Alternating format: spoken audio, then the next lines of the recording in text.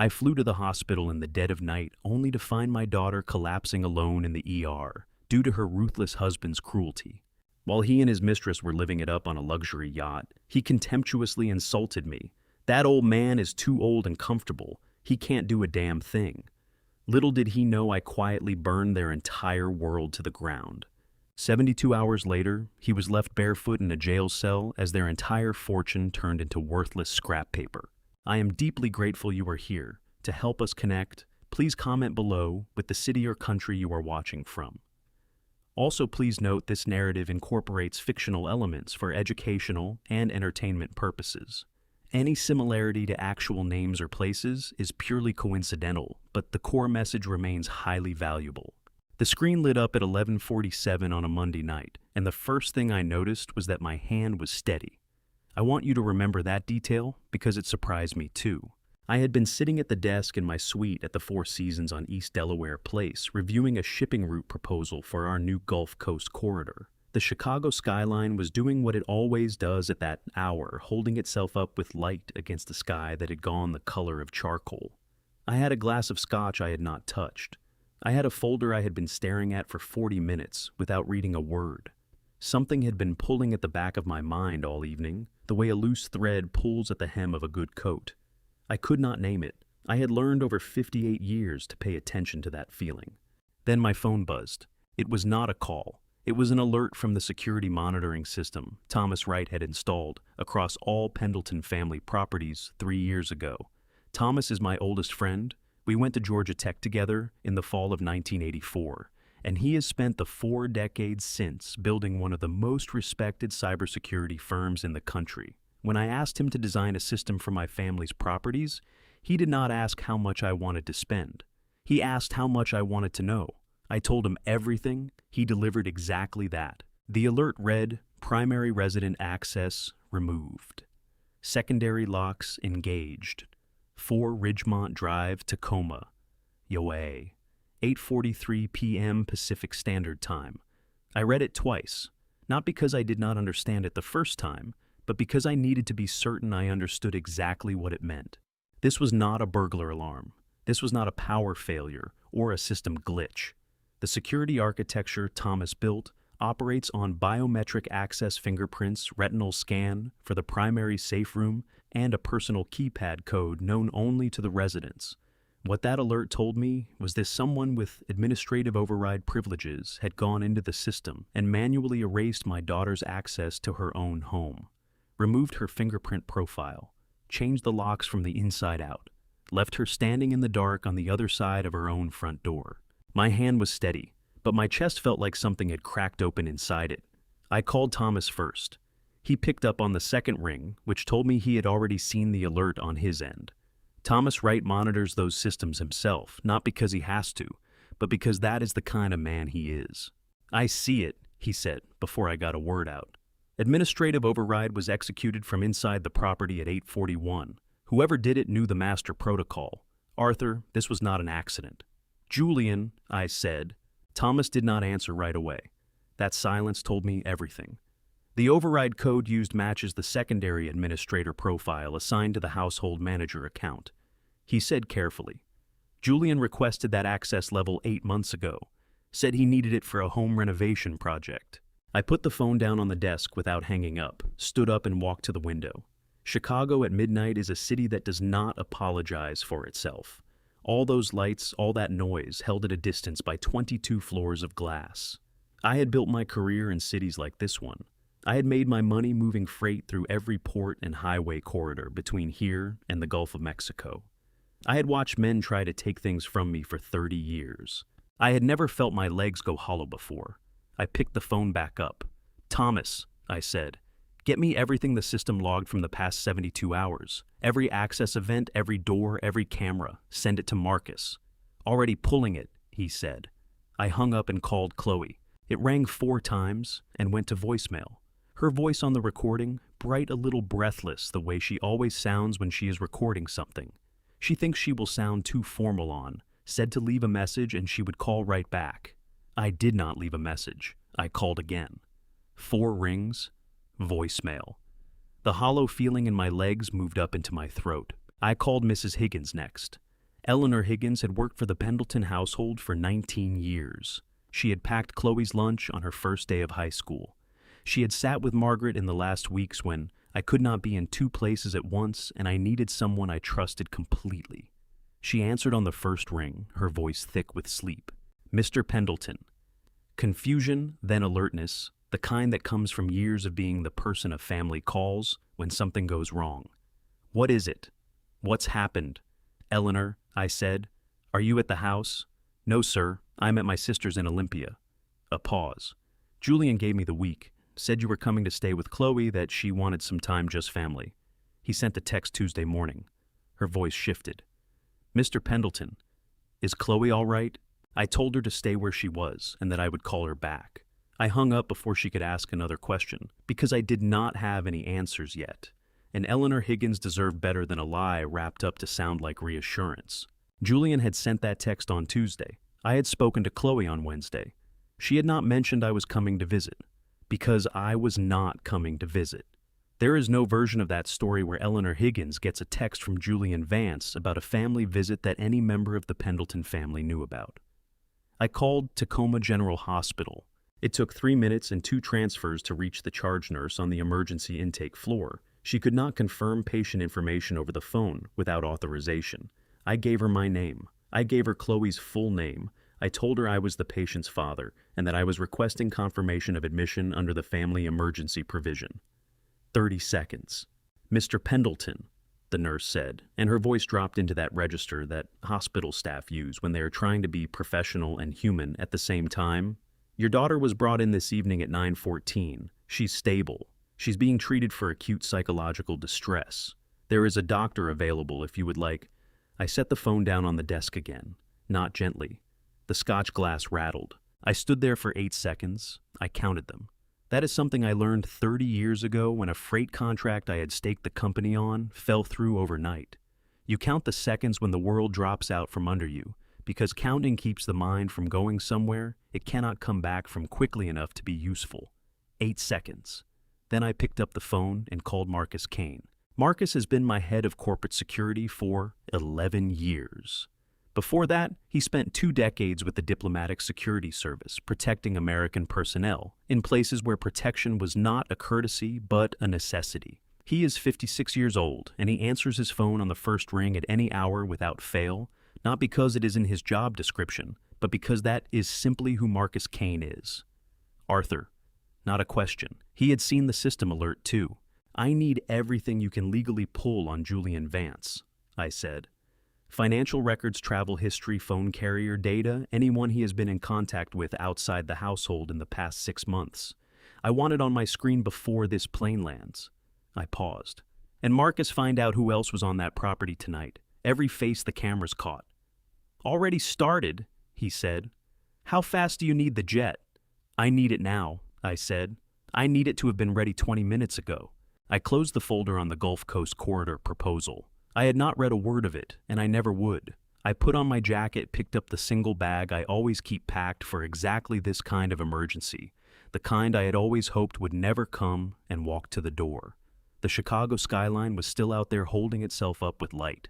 I did not look back at it. There are moments in a man's life when he stops being an executive and becomes something older and simpler, something with teeth.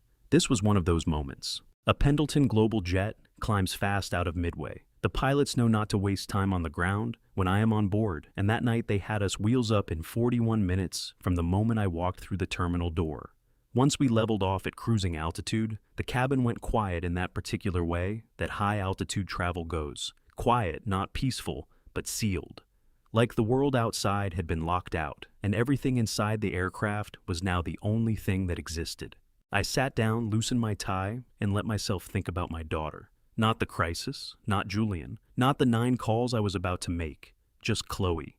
She was 8 years old. The first time she snuck into my home office on a Saturday morning, climbed up into my chair behind the desk, and folded her hands on top of whatever papers I had been working on. She looked at me with absolute seriousness, the kind of seriousness only a child can produce because they have not yet learned to perform it, and announced, "Daddy, I'm the boss now. You can go make pancakes." I stood in the doorway of that office and laughed until my eyes watered. Margaret was still alive then. I could hear her laughing from the kitchen, where she had been listening the whole time and had absolutely put Chloe up to it. I have built Pendleton Global over 31 years, from a single rented office in a strip mall outside Atlanta, into a logistics operation that moves freight across 14 countries and 4 continents. I have negotiated contracts in languages I do not speak. I have outlasted 3 recessions, 2 industry consolidations, and 1 federal investigation that turned out to be nothing but cost me 4 months of sleep.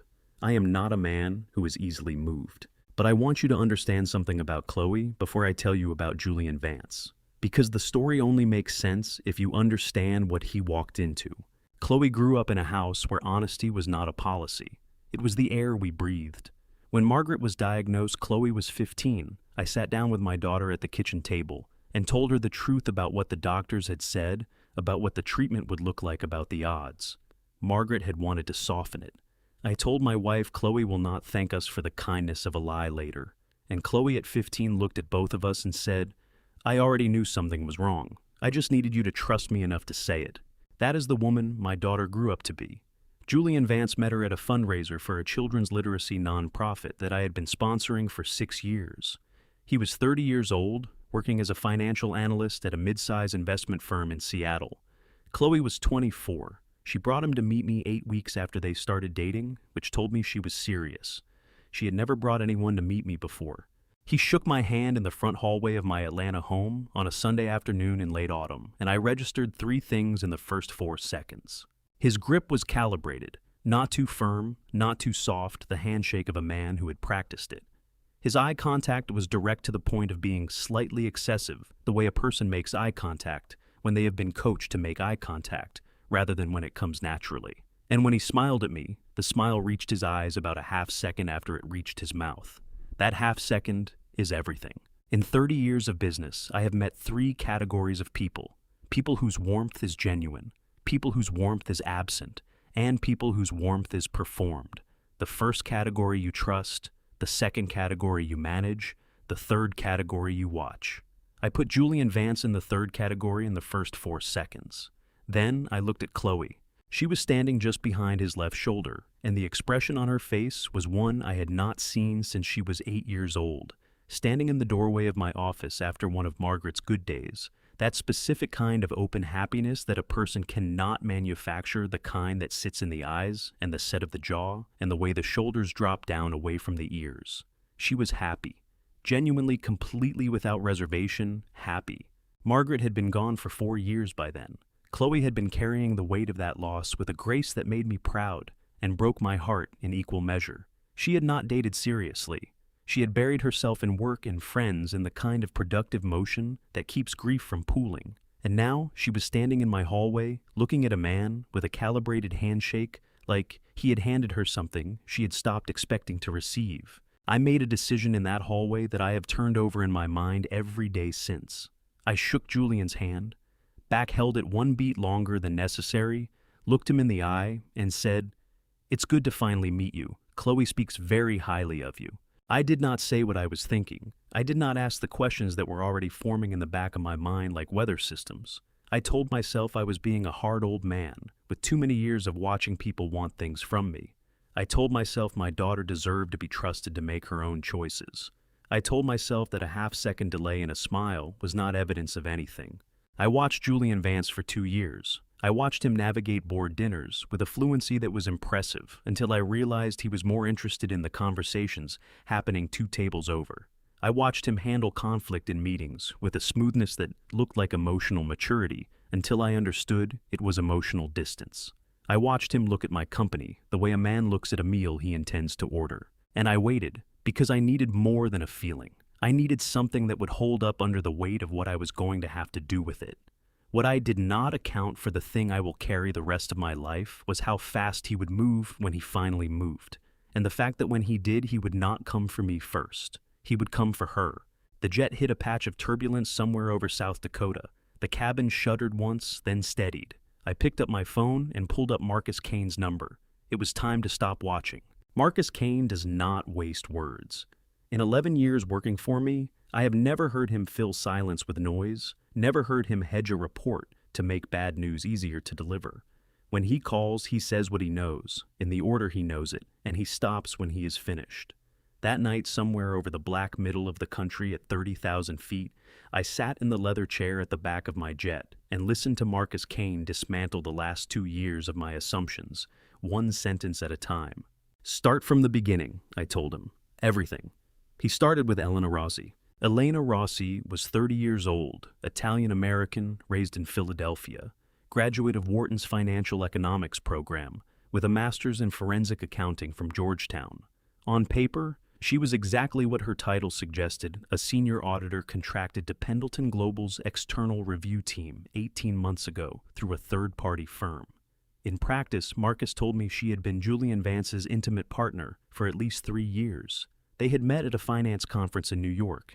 They had maintained the relationship with enough discretion that no one in the company had connected them different cities on paper, careful about public appearances, never photographed together at any Pendleton event. "She is not a contractor who got involved," Marcus said. "She came in with a plan already written." I pressed my knuckles against my mouth and looked at the ceiling of the cabin. Marcus continued. The plan as he had reconstructed it from the financial records Thomas Wright had begun pulling had 4 layers. The first layer was access Julian's position as Deputy Chief Financial Officer, gave him signing authority on operational accounts up to $2 million without secondary approval. He had used that authority carefully in increments small enough to avoid triggering the automated audit flags built into our accounting software. The second layer was diversion. 6 months ago, Julian and Elena had registered a limited liability company in the Cayman Islands under the name Pendleton Freight Solutions, LLC. The name was deliberately close to our legitimate subsidiary, Pendleton Freight Services, LLC. Under United States law, shell companies registered in the Cayman Islands are not required to disclose beneficial ownership, which meant the company existed on paper, with no public record linking it to Julian or Elena. Contracts from 4 of our mid-tier shipping clients had been quietly redirected to that entity over the preceding 8 months, with the revenue flowing into an account Julian controlled. "How much?" I said. $4.3 million, Marcus said, over 8 months, in 31 separate transfers, none larger than $200,000. I did not say anything for a moment. $4.3 million is not in the context of Pendleton Global's annual revenue a catastrophic number. What it represented was something else entirely. 8 months of patience, 8 months of careful, methodical theft from inside my own house by a man sitting at a desk. I had given him drinking coffee from a machine I had bought. "The third layer," Marcus said, and his voice shifted slightly the way a man's voice shifts when he is about to say something he wishes he did not have to say. "The document Chloe signed." I had been waiting for this part. 3 months ago, on a Wednesday evening in June, Julian had presented Chloe with what he described as a routine insurance renewal package, a thick stack of documents requiring her signature in multiple places, all of it standard household administrative paperwork. Chloe had a fever of 102 that night. She had been sick since the previous day and had spent most of the afternoon in bed. Julian had brought her tea, had sat beside her, had told her it was urgent because the coverage lapsed at midnight and the premium penalty for a late renewal was significant. She signed where he pointed. Buried on page 11 of that package beneath 3 pages of genuine insurance renewal forms was a clause that a corporate attorney would have caught in 30 seconds, and that a sick 26-year-old woman trusting her husband would never have looked for. Under the laws of Washington state, a signed asset authorization clause, what lawyers call a durable power of attorney with unrestricted property scope, transfers legal control of specified assets to the designated party without requiring additional notarization if the document is witnessed by 2 adults. Julian had brought 2 people to the house that evening. He introduced them as representatives from the insurance company. They were not from the insurance company. "He made her sign it while she had 102 fever, I said. My voice came out flatter than I intended. "Yes," Marcus said. "The clause covered the house and her personal accounts." "Yes." Under Washington state law, the authorization would have given him full legal control to transfer, sell, or encumber those assets in her name. I stood up from the chair and walked to the small window on the starboard side of the jet. The country below was invisible, just black. No city lights, nothing but darkness from horizon to horizon. "You said would have," I said. There is a complication for Julian, Marcus said, and I could hear something careful in his voice, the tone of a man delivering news he knows will matter more than it appears to. The asset authorization is only valid if the person granting it holds clear title to the assets in question at the time of signing. I turned back from the window. Marcus, I said, the deed on the Ridgemont Drive property.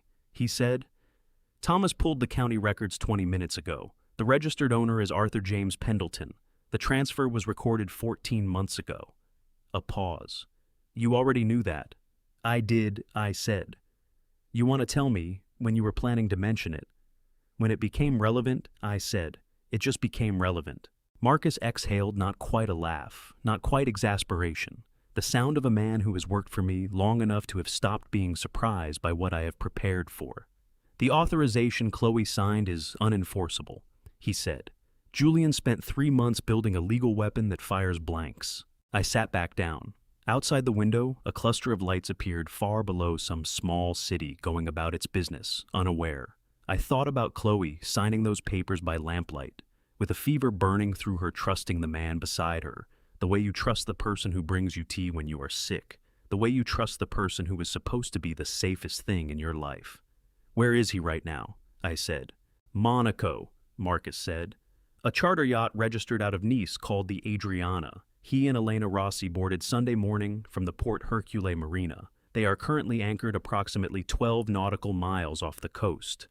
12 nautical miles. And the 4th layer, I said, because Marcus had told me there were 4 and he had only given me 3. The 4th layer, Marcus said slowly, is that they were planning to be gone before you found out. The Cayman account has outbound transfers queued. They were going to drain it and move the money through 2 intermediary accounts before it landed somewhere we cannot touch. A pause. They did not move fast enough. I looked at my watch. It was 2:19 in the morning, Chicago time. Good, I said. Get me Sarah Jenkins. I want to tell you something about Sarah Jenkins before I tell you what she did that night. Sarah has been the lead attorney for the Pendleton family and its associated entities for 14 years. She is 52 years old, originally from Birmingham, Alabama, and she has the kind of legal mind that does not announce itself. It simply arrives at conclusions 3 steps ahead of everyone else in the room and waits with considerable patience for everyone else to catch up. I called her at 2:24 in the morning. She answered on the 2nd ring. No confusion in her voice, no sleep. Just, Arthur, talk to me. I gave her everything Marcus had given me. Elena Rossi, the Cayman, Shell Company, the $4.3 million, the asset authorization clause buried in Chloe's insurance paperwork. I told her about the biometric override about Mrs. Higgins being sent away, on a forged text about Chloe sitting in a hospital bed in Tacoma. I spoke for 6 minutes without interruption, which is the longest Sarah Jenkins has ever let anyone talk without interruption in my experience. When I finished, she was quiet for exactly 3 seconds. Filing for emergency asset protection the moment I hang up, she said. Under Washington state law, when there is documented evidence of financial fraud within a marriage, a spouse can petition for an emergency protective order that freezes all jointly held marital assets pending divorce proceedings. I will have the petition drafted and submitted electronically to the Pierce County Superior Court before 4 a.m. The freeze will be in effect before Julian Vance wakes up tomorrow morning. The house, I said. Already addressed, she said. You hold title. His claim is vapor. I will file a motion to formally invalidate any encumbrance Julian has attempted to place on that property, and I will have it on the court record by morning. A pause. Arthur, I need you to formally authorize me to act on Chloe's behalf tonight. I cannot file on her behalf without her consent or yours as her designee. You have it, I said. I will send written confirmation in the next 10 minutes. Good, she said. Call 2. I spent the next 90 minutes on that aircraft making calls that I had, if I am being honest with myself, been half preparing for longer than I wanted to admit. Call 2 was to Richard Okafor, Pendleton Global's chief financial officer, a man I have trusted with the financial architecture of this company for 9 years. I told him that Julian Vance's signing authority on all operational accounts was suspended effective immediately, that any transaction initiated by Julian in the preceding 72 hours was to be flagged and held pending review, and that I wanted a full audit of every account Julian had touched in the past 12 months on my desk before the end of the week. Richard did not ask questions. He said, understood, and hung up. Call 3 was to our head of human resources, a woman named Donna Castellano, who I woke from sleep without apology. I informed her that Julian Vance was being terminated for cause specifically for financial misconduct and breach of fiduciary duty, effective immediately. Under federal employment law, a termination for cause does not require advance notice or severance. What it does require is documentation, and I had more than enough. Donna said she would have the formal termination letter generated and delivered electronically by 6 a.m., with a copy going simultaneously to Julian's company email, his personal email on file, and certified mail to his last known address.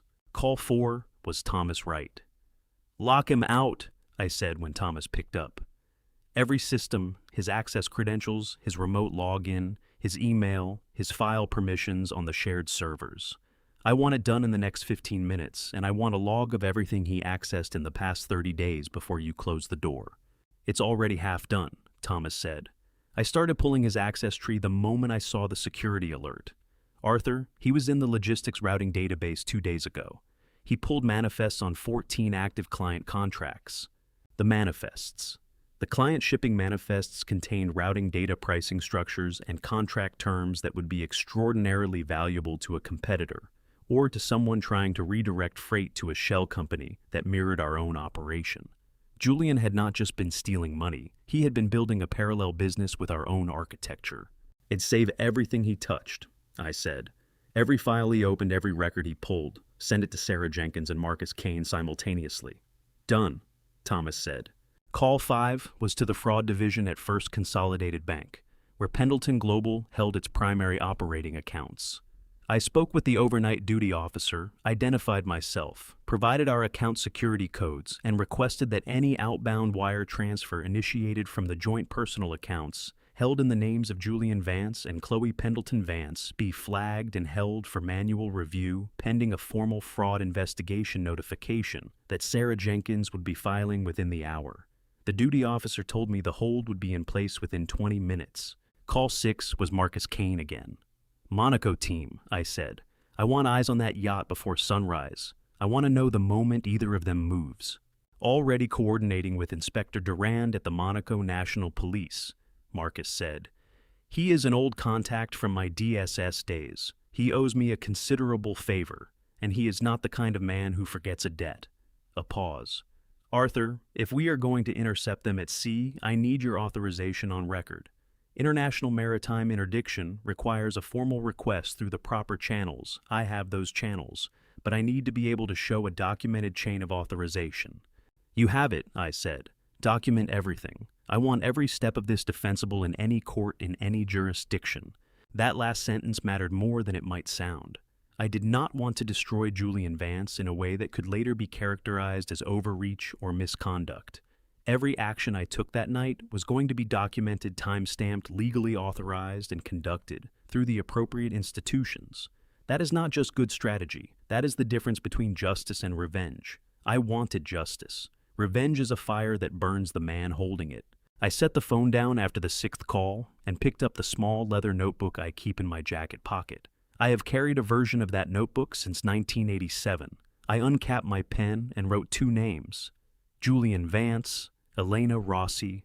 Beneath them, I wrote a 3rd, Chloe. I sat looking at that page for a long moment, then my phone buzzed. Sarah Jenkins. Arthur, she said, and something in her voice made me straighten in my seat. The emergency protection order went through, but there is something else. Julian's personal attorney filed a claim against the Ridgemont Drive property this afternoon, 3 hours before you called me. The cabin was very quiet. He knew, I said. He knew you would find out, Sarah said. He moved first. He filed the claim as a protective measure, trying to cloud the title before you could act. A pause. Arthur, he was watching for you to react. I looked down at the 3 names in my notebook.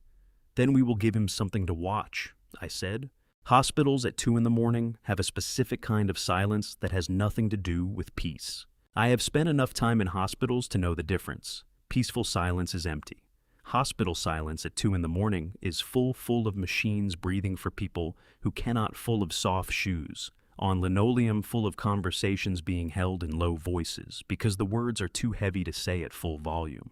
It is the silence of people waiting for news that will divide their lives into before and after. I knew that silence. I had sat inside it once before, in this same building 11 years ago, when the doctors were telling me things about Margaret that I was not yet ready to hear. I had promised her something in this hospital.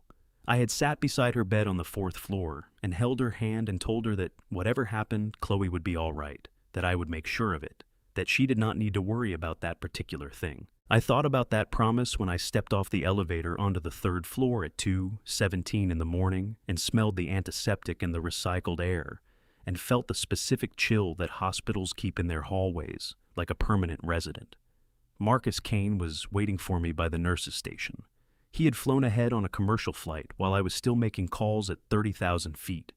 He looked like a man who had been awake for 20 hours and intended to stay awake for 20 more without complaint. She's in 4B, he said, resting. The attending physician says she's medically stable, no physical injuries beyond some bruising on her left wrist from when she fell against the door frame on her way out. The psychological distress was significant enough to require sedation earlier this evening, but they brought her out of it around midnight. She has been asking for you. I walked past him down the hallway without responding. Not because I did not hear him, because there was nothing to say that was not better spent getting to that room. The door to room 4B was half open. The light inside was dim, one small lamp on the table beside the bed, the kind of amber light that hospitals use in the overnight hours, so that staff can check on patients without fully waking them. I pushed the door open the rest of the way and stopped in the doorway.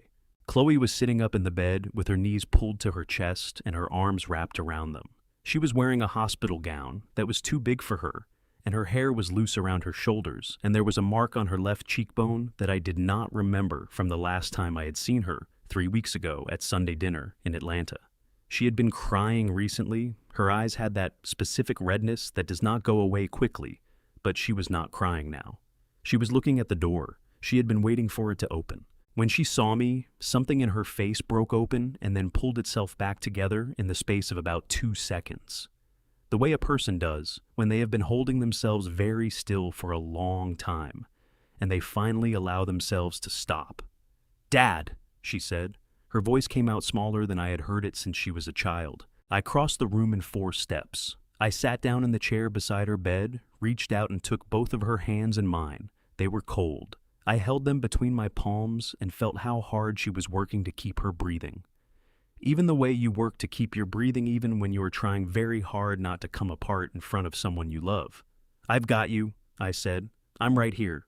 That was when she stopped working at the breathing. Her shoulders dropped and shook, and she pressed her face against the side of my head and cried the way I had not heard her cry since the morning of Margaret's funeral. Not the careful, dignified grief she had shown everyone else that day, but the raw, disorganized kind that has no concern for how it sounds, the kind that comes from somewhere deeper than the place where composure lives. I held my daughter and did not say anything useful, because there is nothing useful to say in those moments. There is only the holding. After a while, the crying slowed, and she pulled back and pressed the back of her wrist against her eyes. "I'm sorry," she said. "Don't do that," I said. She looked at me. Her jaw was working the way it does when she is trying to decide whether to say something difficult. "He told me this house isn't yours anymore," she said. "That's what he said. When he changed the locks, he came to the door, and I was pounding on it from inside, because he had. The code didn't work, and my key didn't work, and I could not get out. Dad, I could not get out of my own house, and he came to the door and opened it just enough, and he said—" She stopped. Her hands tightened on mine. "He said this house isn't yours anymore. Then he closed the door." I kept my face still. I had spent 30 years training my face to stay still when what was happening behind it was not still at all. "He left you locked inside," I said. "For about 20 minutes before I got the back window open," she exhaled. "I cut my hand on the frame. It's not bad. The nurses said it doesn't need stitches." She looked down at the bandage on her right palm that I had not noticed until she mentioned it, and something shifted in her expression. Not sadness, but something harder and colder that I recognized because I had seen it in my own mirror. "Dad," she said, Did you know what he was?"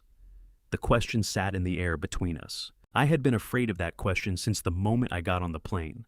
Not because I did not have an answer, but because every possible answer was a version of the same confession that I had seen something wrong in Julian Vance from the first 4 seconds I met him, and I had chosen to watch instead of act, and my daughter had spent a night locked out of her own house and had cut her hand on a window frame because of that choice. I had suspicions, I said. I did not have certainty. I was building towards certainty. I paused. I did not move fast enough. Chloe looked at me for a long moment. Then she nodded slowly once the way a person nods when they are accepting an answer they do not entirely want but recognize as honest. "Okay," she said. "Tell me what you're doing." "Not tonight," I said. "Tonight you sleep." She shook her head, and in the shaking there was something fierce and clear that reminded me so much of Margaret at her most resolute that my chest ached with it. "No," Chloe said. "I want to know. Whatever you're doing, I want to know all of it. He took something from me tonight, Dad. The only thing I have left is knowing what happens next." I looked at my daughter, 26 years old, hospital gown, bandaged hand, red eyes, and a jaw set like iron, and understood that the 8-year-old who had climbed into my office chair and announced she was the boss had grown into exactly the woman Margaret would have wanted her to be. "Then get some sleep," I said, "because by morning there will be a lot to tell." I left Chloe's room at 3:41 in the morning and stood in the hallway outside her door for a moment, with my hand still on the frame. The night nurse passed me without a word, just a small nod, the professional acknowledgement of a man standing outside a room where something difficult had happened. I nodded back. Then I walked to the end of the corridor, where Marcus Kane was sitting in a plastic chair that was too small for him, with a paper cup of coffee that had long gone cold, reading something on his phone with the focused attention he brings to everything, whether it is a threat assessment or a hospital vending machine menu. He looked up when he heard my footsteps. "She's sleeping," he said. "She will be?" I said. I sat down in the chair beside him. The hallway hummed with the low machinery of a building that never fully goes quiet. "I need to tell you something about how we got here, not the Julian side of it, the other side." Marcus set his phone face down on his knee. When Marcus Kane gives you his full attention, you feel it not because he performs attentiveness, but because he genuinely stops doing everything else. "Go ahead," he said. I told him about Gerald Vance. 3 weeks before Julian locked Chloe out of her own house on a Tuesday afternoon in late August, my assistant called me in my Atlanta office to tell me there was a man in the lobby who did not have an appointment and would not give his reason for coming, but had given his name and said I would know it. The name was Gerald Vance. I knew it. I had met Gerald Vance exactly once at Julian and Chloe's wedding, 2 years prior. He was a heavy-set man in his late 60s who had worn a suit that did not fit him well and had spent most of the reception at the open bar. Julian had introduced us with the specific discomfort of a person who is embarrassed by something they cannot control, and Gerald had shaken my hand with the overeager grip of a man who wanted me to think well of him before I had any reason to. I had filed him away the way I file away things I do not yet have a category for. I went down to the lobby myself. Gerald Vance was sitting in one of the chairs near the entrance, holding a canvas tote bag against his chest, like it was something he was afraid someone would take. He had aged noticeably since the wedding. His face was puffed and gray, and his hands had the faint tremor of a man who had been drinking too much for too long. When he saw me cross the lobby toward him, he stood up too fast and nearly knocked the bag off his lap. "Mr. Pendleton," he said, "I appreciate you coming down. I know you don't know me well, and I know I don't have any right to walk in here and ask for your time, but He stopped. His jaw worked. "I need you to know that what I'm about to tell you, I'm not doing for free. I want to be honest with you about that up front." I respected the honesty. I took him upstairs to a small conference room, away from the main floor, told my assistant to hold everything, and sat down across from Gerald Vance with the door closed. He opened the tote bag and placed a manila envelope on the table between us. Inside was a collection of printed screenshots, text messages, emails, photographs that had been organized with more care than I would have expected from the man sitting in front of me. Gerald explained in a voice that kept threatening to break and kept pulling itself back from the edge that he had a gambling problem that had followed him for most of his adult life, that the debts he had accumulated over the past 3 years totaled $340,000, that he had gone to Julian 6 months ago and asked for help, that Julian had told him in words Gerald repeated to me with the flat precision of someone who has replayed a conversation too many times that he was an embarrassment, and that Gerald should consider the fact that Julian had not publicly acknowledged their relationship a mercy, not an oversight. "He used my name," Gerald said, "to open the account in the Caymans, used my name as a secondary contact reference. Didn't ask me, didn't tell me." His hands tightened on the edge of the table. "I found out when a collection firm I'd never heard of called my house looking for a Gerald Vance, associated with an account at an offshore institution. I had to hire somebody to even figure out what they were talking about." He pushed the envelope closer to me. Inside was everything. 3 years of email correspondence between Julian and Elena Rossi, the full architecture of their plan documented in their own words. Photographs of them together in New York, in Seattle, in a hotel in Vancouver that I recognized because I had stayed there myself for a conference the previous spring. A screenshot of a message from Julian to Elena sent 4 months ago that read, "When the dust settles, the old man gets nothing, and the girl gets the house as a consolation prize. We take the rest, and we're done." I read that message twice. Then I placed everything back in the envelope, folded my hands on top of it, and looked at Gerald Vance across the table. "What do you want?" I said. His chin dropped. $340,000, he said. "That's what I owe. I know how it looks. I know what kind of man it makes me. But I'm 68 years old, and I'm tired, and I just..." He pressed the back of his wrist against his mouth. "He's my son," he said with the anguish of a man who had been trying to make that fact feel like an excuse and had finally stopped being able to. "He's my son, and he would not give me a single dollar, and he used my name, and I just want it to be over."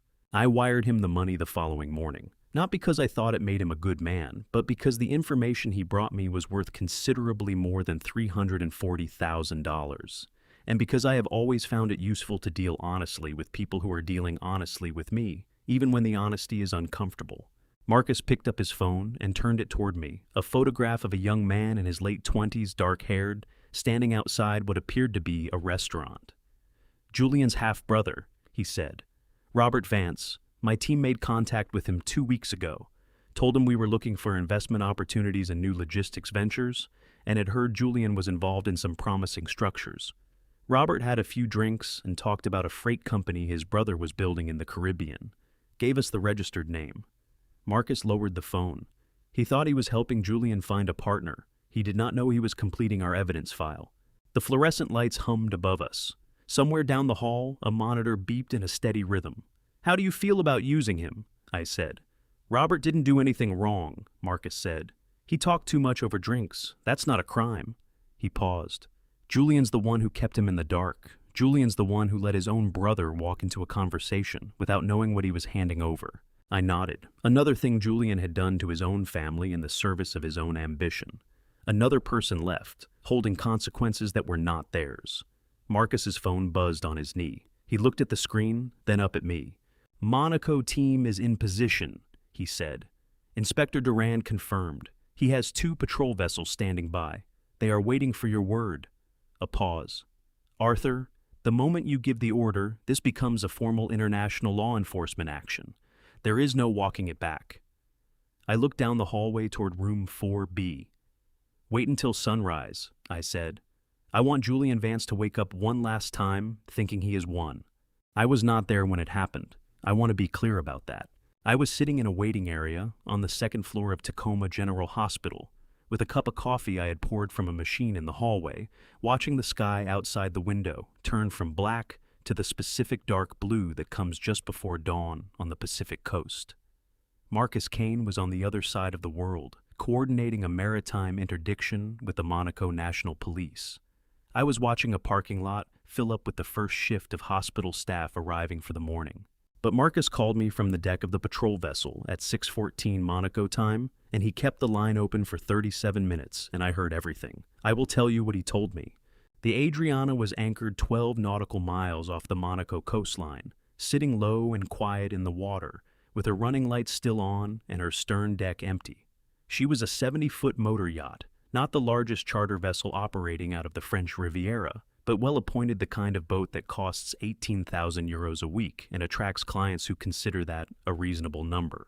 Marcus had confirmed through the charter company's records that the booking had been made under a corporate account tied directly to Julian's Cayman shell entity.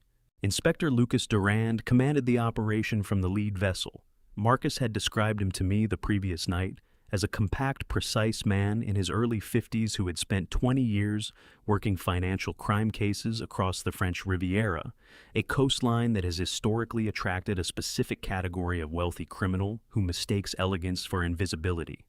Durand did not make speeches. He gave instructions once clearly and expected them to be executed. At 6:09, the two patrol vessels began their approach from the northeast and southwest, simultaneously moving at reduced speed to minimize their acoustic signature. The Adriana's captain, a Croatian national named Stefan, who had been running charter operations in Monaco for 11 years, picked them up on his radar at 6:12 and immediately understood what he was looking at. Stefan had been in this business long enough to know the difference between a routine maritime check and a coordinated intercept. He did not attempt to run. He cut his anchor and brought the Adriana to a full stop and got on the radio to Durand before the patrol vessels were within a quarter mile. He cooperated completely, Marcus told me. He told us exactly where both passengers were when we pulled up alongside. Julian Vance was on the aft deck. Marcus said he appeared on the stern at 6:13 barefoot, wearing linen trousers and an untucked shirt, holding a ceramic coffee mug in his right hand. He had apparently heard the patrol vessel engines and come out to look. When he saw the blue and white livery of the Monaco National Police on the hull of the approaching vessel, he stood very still for approximately 4 seconds. Then he set the coffee mug down on the deck railing with the careful deliberateness of a man trying very hard not to look like he was panicking, turned and walked back inside. He went straight for Elena, Marcus said. We had thermal imaging on the interior. He went to the master cabin, woke her up, and they were both at the safe in the forward cabin within 90 seconds. The safe was a standard marine security unit recessed into the bulkhead behind the cabin's built-in wardrobe. Julian had the combination. He had it open in under a minute. Marcus told me they pulled out a canvas duffel bag, the kind sold at sporting goods stores across America, completely unremarkable, and began transferring its contents, cash in multiple currencies, 3 bound folders of documents, and a sealed waterproof pouch that Marcus's team would later determine contained 3 passports. They were heading for the escape tender when Marcus stepped into their path. I want you to picture that moment the way Marcus described it to me, because it is the kind of moment that deserves to be seen clearly. Julian Vance, 32 years old, dressed for a Mediterranean holiday, carrying a duffel bag stuffed with money and false documents, running toward a rescue dinghy on the stern of a yacht anchored 12 miles off Monaco. And sitting right inside that boat, arms folded completely at ease, was Marcus Kane. Marcus had been dropped by a smaller inflatable from the second patrol vessel 10 minutes before the main approach, circling around the blind side of the Adriana to take up position without being seen. Julian stopped so abruptly that Elena ran into his back. "Morning," Marcus said. He did not stand up. He did not reach for anything. He simply sat there with his arms folded and looked at Julian Vance the way a man looks at something he has been waiting a long time to see. Elena grabbed Julian's arm with both hands and pulled. She was already calculating exits. Marcus told me her eyes went to the water, to the patrol vessels, back to Marcus, running the geometry of the situation with the same financial precision she brought to everything else. She found no solution. Not without help. Not with 2 patrol vessels in the water. Julian put the duffel bag down. Inspector Durand boarded the Adriana 4 minutes later via the port-side boarding platform. He was wearing his uniform, dark navy, pressed the gold insignia of the Monaco National Police on his shoulder, catching the early light. He crossed the aft deck to where Julian was standing between 2 of Marcus's team members, and he stopped in front of him and looked at him for a moment without speaking. Then he said in accented but precise English, "Mr. Vance, your father-in-law says hello." Marcus told me Julian's face did something complicated when he heard that sentence. Not fear exactly, not anger. Something that sat between them, the expression of a man who had built an entire plan around the assumption that he understood his opponent and had just received confirmation that he had not understood him at all. Elena said nothing. She pressed her lips together until they went white and stared at a point somewhere over Durand's left shoulder, and Marcus said she stayed that way, rigid, calculating, contained for the entire time it took to escort them both off the Adriana and onto the patrol vessel. Julian looked back once at the yacht as they moved him across the boarding platform. Marcus did not know what he was looking for. Neither do I. Maybe he was looking at the life he had assembled around himself and was only now understanding how completely it was gone. I was watching the Tacoma parking lot fill up with morning shift workers when Marcus told me they were secured on the vessel. I picked up my coffee. It had gone cold while I was listening. "Good," I said. It was the only word I had. When you run, you always leave something behind. I have seen this play out enough times in my professional life to know it as a reliable truth. The man who embezzles from a company always leaves a pattern in the numbers. The competitor who steals a client always leaves a trail in the communications. The person who builds a plan around the assumption that they will not be caught leaves the most behind of all because they never bothered to think about what to do with the evidence once the plan stopped working. Julian Vance and Elena Rossi had been meticulous for 2 years. In the end, they left behind a canvas duffel bag, a wall safe with the combination still entered, and a piece of paper that would eventually put both of them in a federal courtroom. Marcus called me from the deck of the Adriana at 7:22 Monaco time. I could hear the water in the background, the specific sound of open sea moving against a stationary hull, and the low voices of Duran's team working through the interior of the boat. "We have the safe contents inventoried," Marcus said. "You want the full list." "Give me the important parts," I said. "Cash first. 112,000 euros, 48,000 US dollars, 22,000 in British pounds, all in banded stacks. The kind of cash you assemble when you are planning to move through multiple countries without using traceable accounts." He paused. 3 passports. 2 of them are genuine Julian's and Elena's. The third is a U.S. passport in the name of a Daniel Mercer, 41 years old, Seattle address. The photograph is Julian. The document is a high-quality forgery good enough to pass a standard gate check, not good enough to survive a biometric scan. I pulled a notepad toward me. I had been sitting in the hospital waiting area for so long that I had borrowed a legal pad from the nurse's station and filled 2 pages of it already. "What else?" 3 folders of documents, Marcus said. 2 of them are financial records, account statements, transfer confirmations, correspondence with the Cayman Bank. Nothing we did not already have from other sources, but they are useful for corroboration. He stopped. I heard him take a breath in the specific way a person takes a breath, before saying something that changes the weight of everything else. "The 3rd folder, Arthur. It is handwritten, 14 pages, both signatures at the bottom." I set the pen down. "Tell me," I said. "It is a division of assets agreement, drafted in Julian's handwriting, signed by both Julian and Elena, dated 3 weeks ago, the same week Gerald Vance came to see you in Atlanta." Marcus's voice was careful and level, the way it gets when he is relaying information he knows will matter more than it appears to. It lays out exactly how they intended to split everything once the plan was complete. Julian keeps the Cayman accounts and the Pendleton freight contracts they had redirected. Elena keeps the Tacoma property and a separate account Julian had opened in her name in Zurich. A pause. "Arthur, this document is not a love letter. It is a business agreement between 2 co-conspirators. It describes the scheme in their own handwriting. Every element of it, the shell company, the redirected contracts, the asset authorization they had Chloe sign, all of it. 14 pages of confession they wrote themselves and then forgot to destroy." I thought about that for a moment. In 31 years of business, I have sat across the table from men who thought they were smarter than the room. I have watched people construct elaborate schemes that collapsed under the weight of a single overlooked detail. Julian and Elena had spent 2 years building something genuinely sophisticated, and at some point, probably at the peak of their confidence, probably on the deck of a 70-foot yacht in the Mediterranean sun, they had written down exactly what they had done and signed their names to it. Confidence is the most expensive thing a criminal can afford. "Send everything to Sarah Jenkins," I said. "Original documents go directly to Duran for chain of custody processing, photographs of everything before they leave the boat. I want the evidentiary chain unimpeachable from the moment those papers leave Monaco." "Already done," Marcus said. "Sarah has the photographs. Durand has the originals under seal." A brief pause. "There is one more thing. The Zurich account Julian listed in the agreement, I passed the account details to Thomas Wright an hour ago. Thomas has contacts at the Swiss Federal Banking Commission.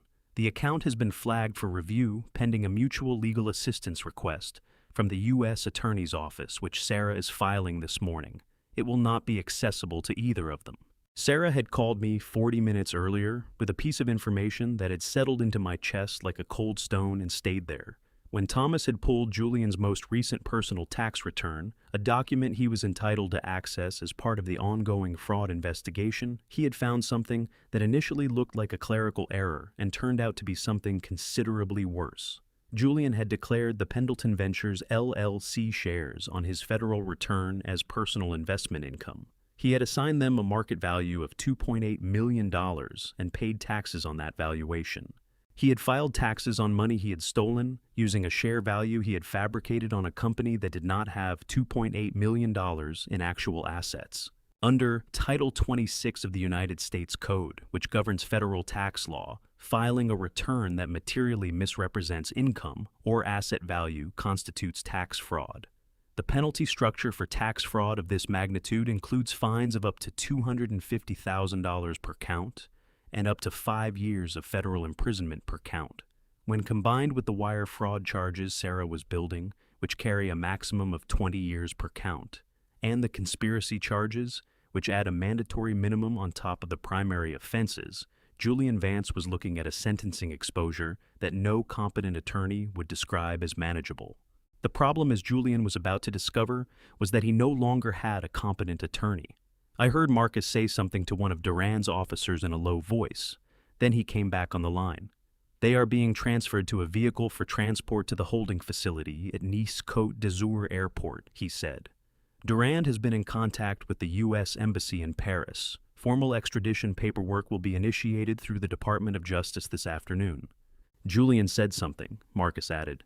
When they walked him past me on the boarding platform, he stopped and looked at me and said, and I am quoting directly, "You tell Arthur this is not over. I have lawyers." I looked out the window at the Tacoma morning. The parking lot was full now.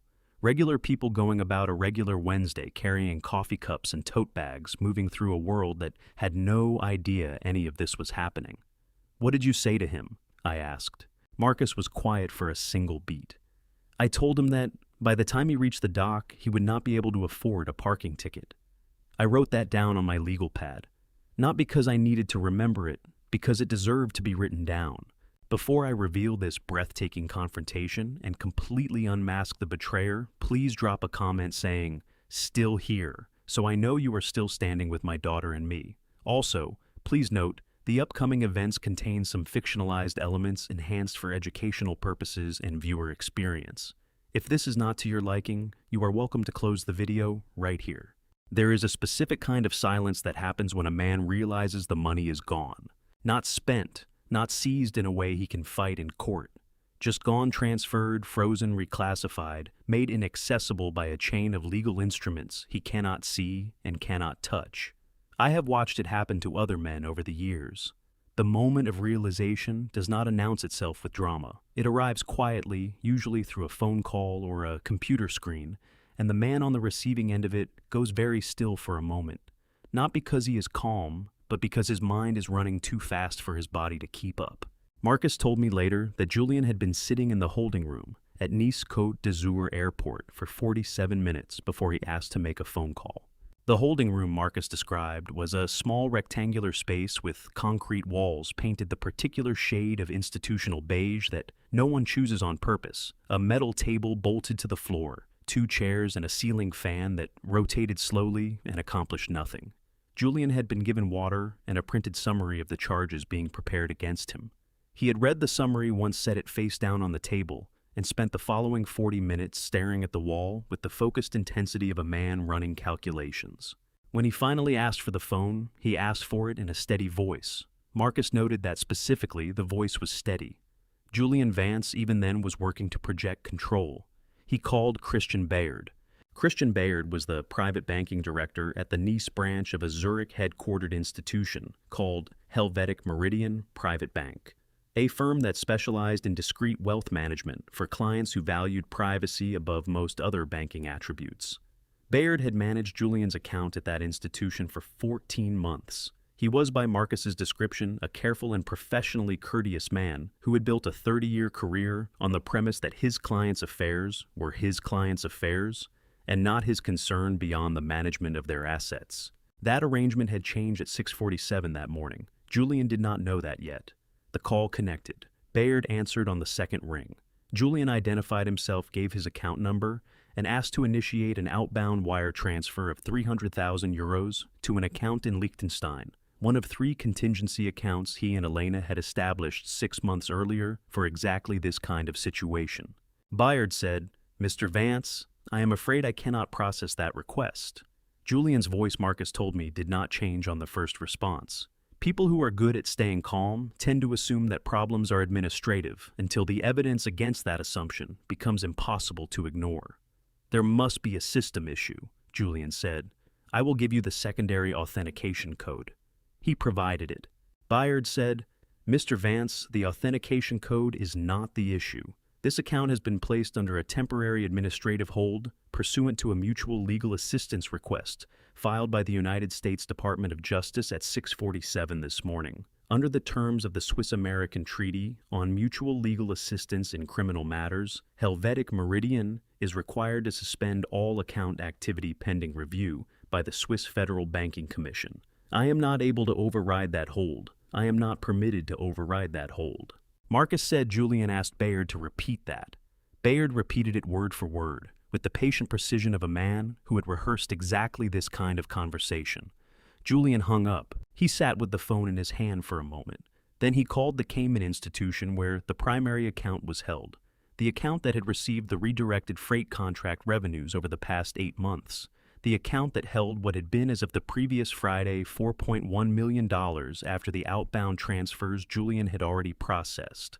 The automated system told him the account number he entered did not match any active account on record. He entered it again. Same result. He asked to speak to a representative. The representative told him that the account associated with that number had been closed pursuant to a court order issued by the Grand Court of the Cayman Islands, acting in response to a mutual legal assistance request from the United States District Court for the Western District of Washington. The assets held in that account had been frozen and transferred to a restricted escrow pending the resolution of criminal proceedings. The representative read this from a script, clearly without inflection, in the way that people read things they have been told to read when they do not want to be the person delivering the news. $4.1 million. Gone, not spent, not relocated.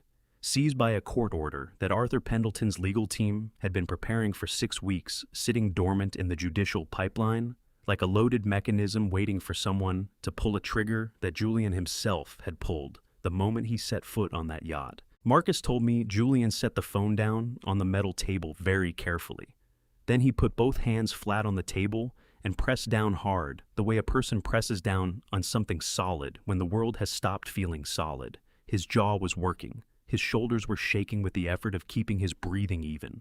He was 32 years old, and he had just discovered that the fortune he had spent 2 years assembling had been a mechanism designed to collapse under his own weight. He asked for a glass of water, Marcus told me. I had one brought in. He drank half of it and then just sat there holding the glass. Elena, in the adjacent holding room, was conducting herself differently. She had not asked to make calls. She had not asked for water. She had asked through the officer outside her door to speak with a prosecutor. Not a lawyer, a prosecutor. She wanted to talk about a cooperation agreement. I considered that for a moment when Marcus told me. Don't let her, I said. Already advised Durand, Marcus said. The evidence is complete enough that her cooperation has no material value to the prosecution. She has nothing to trade. Durand's office will hear her out as a formality and decline. Good, I said. There is one more thing, Marcus said. Elena's personal laptop was recovered from the master cabin during the search, password protected, encrypted. I have it with Thomas Wright's team in Atlanta. They are working on it. I straightened in my chair. Elena Rossi was a forensic accountant with a Georgetown master's degree who had spent 2 years planning a sophisticated financial fraud. The idea that she had kept a personal laptop on that yacht, that it might contain records of what she had planned, what she had known, what she had done, in her own words, was the kind of detail that changes the shape of everything that comes after it. How long does Thomas need? I said. He says 48 hours, Marcus said. Maybe less. I looked at the legal pad on my knee. 2 pages of notes. Julian's name at the top of the first page, written in my own hand the previous night at 30,000 feet. Tell him to take 36, I said. A man without money in a foreign country is not a man in trouble. He is a man alone. There is a distinction worth making. Trouble can be navigated. Trouble has edges you can feel your way around if you are patient and resourceful and willing to work. Alone is different. Alone means the phone calls go unanswered. Alone means the people who would have helped you last week have suddenly developed conflicts of interest and scheduling problems, and a curious reluctance to return messages.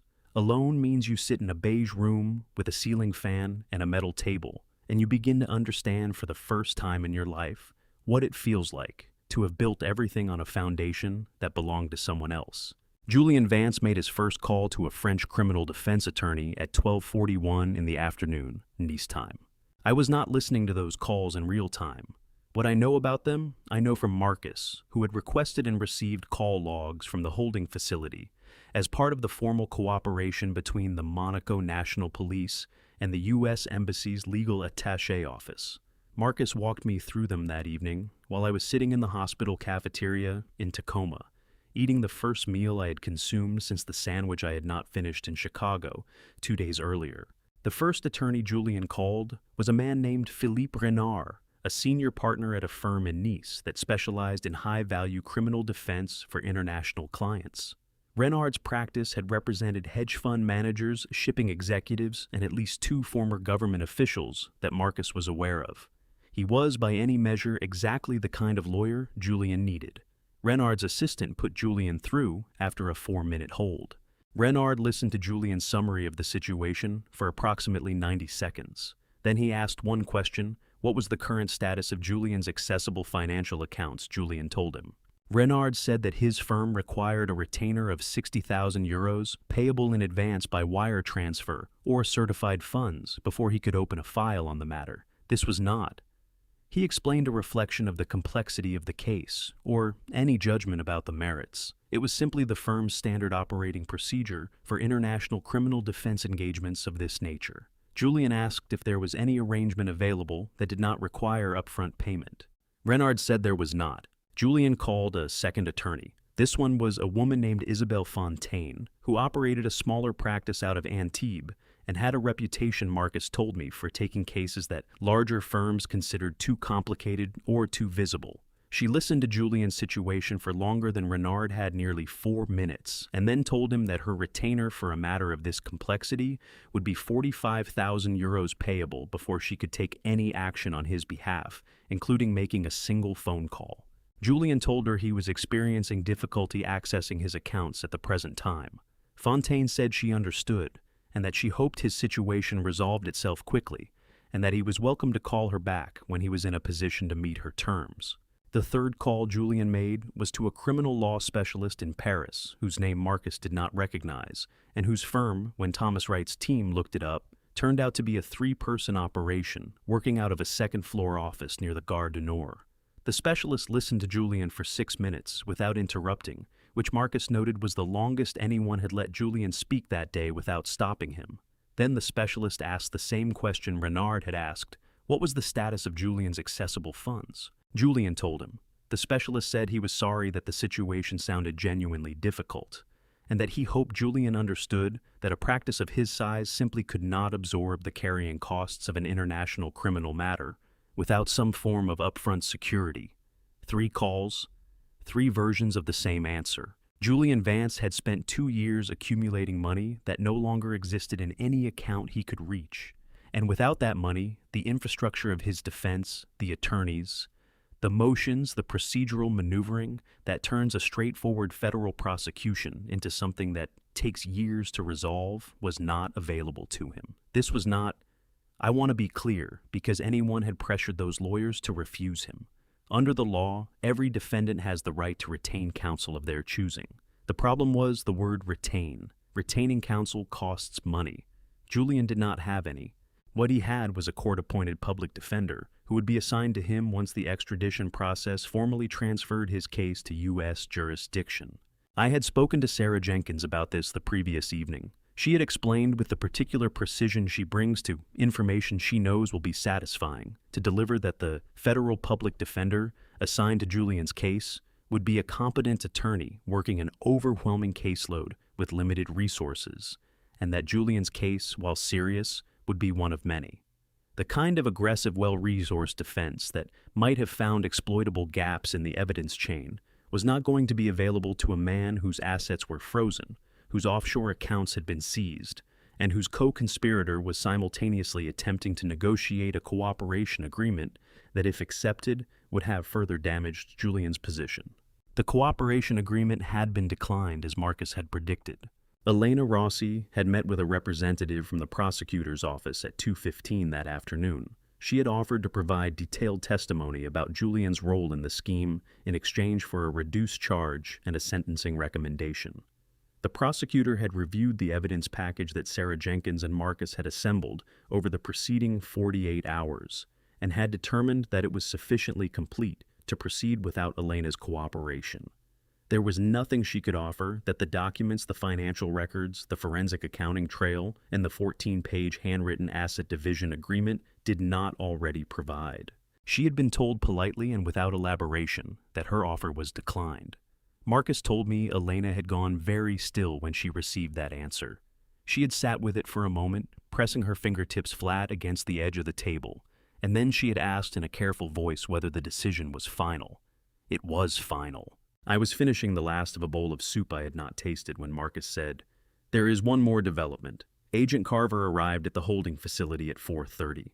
Special Agent Daniel Carver was the FBI's legal attaché assigned to the U.S. Embassy in Paris, a position that placed him as the Bureau's primary liaison for criminal investigations with a European dimension. He was, Marcus told me, a methodical man in his mid-40s who wore his credentials with the understated confidence of someone who did not need to announce his authority because the badge did it for him. Carver had entered Julian's holding room, placed a sealed envelope on the table, sat down across from Julian, and said, "Mr. Vance, my name is Special Agent Carver with the Federal Bureau of Investigation. You are not required to answer without an attorney present. I want to make sure you understand that." Julian had looked at the envelope. On the front in the upper left corner was the blue and gold seal of the Federal Bureau of Investigation. Marcus said Julian picked the envelope up, held it for a moment without opening it, and then set it back down on the table in front of him and looked at it the way a man looks at something he built himself and cannot believe is now being used against him. I paid for my soup and walked back upstairs to check on Chloe.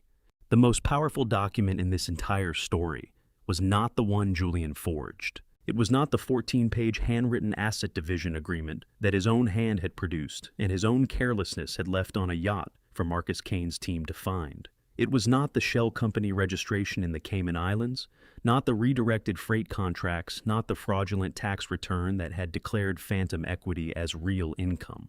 Those documents were powerful because they were evidence of what Julian had done. The document I'm about to tell you about was powerful because of what it prevented him from doing at all. I signed it on a Tuesday afternoon, 14 months before any of this happened, in Sarah Jenkins' conference room in Atlanta, with no one else present and no announcement made to anyone. When I walked into Chloe's hospital room that Wednesday afternoon, she was sitting up in bed with her hair pulled back and a cup of tea going cold on the tray beside her. The bruising on her cheekbone had deepened to a color I did not enjoy looking at, and the bandage on her right hand had been changed to a smaller one, which the morning nurse had told me meant the cut was closing cleanly.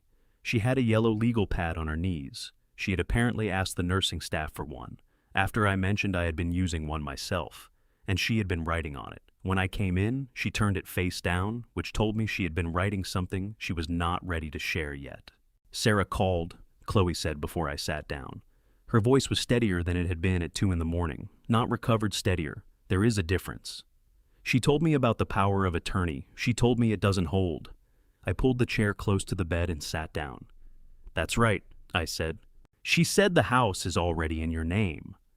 Chloe looked at me with an expression I recognized, not anger, not relief, but the specific focused attention of a person assembling a picture from pieces they have been handed one at a time.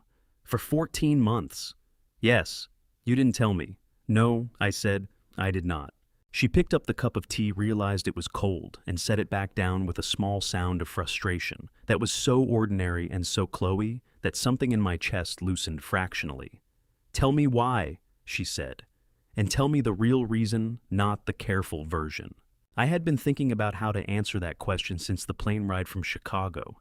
I had composed and discarded 4 different versions of the answer in the time it had taken me to eat a bowl of soup I could not taste.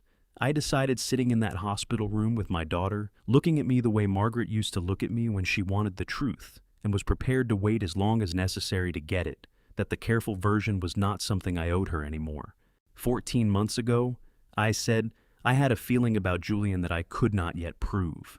Not a suspicion I could take to a lawyer or an accusation I could make to you. A feeling. The kind that builds slowly when you watch someone long enough and start to see the gap between who they perform and who they are. I paused. The house was in your name. If Julian had signing authority as your spouse, and if something happened that I had not anticipated, the asset authorization he might eventually pursue would have had a legitimate target. I removed the target. By taking the house from me, Chloe said. Not with bitterness, with precision. She wanted to understand exactly what had happened. By holding it for you, I said.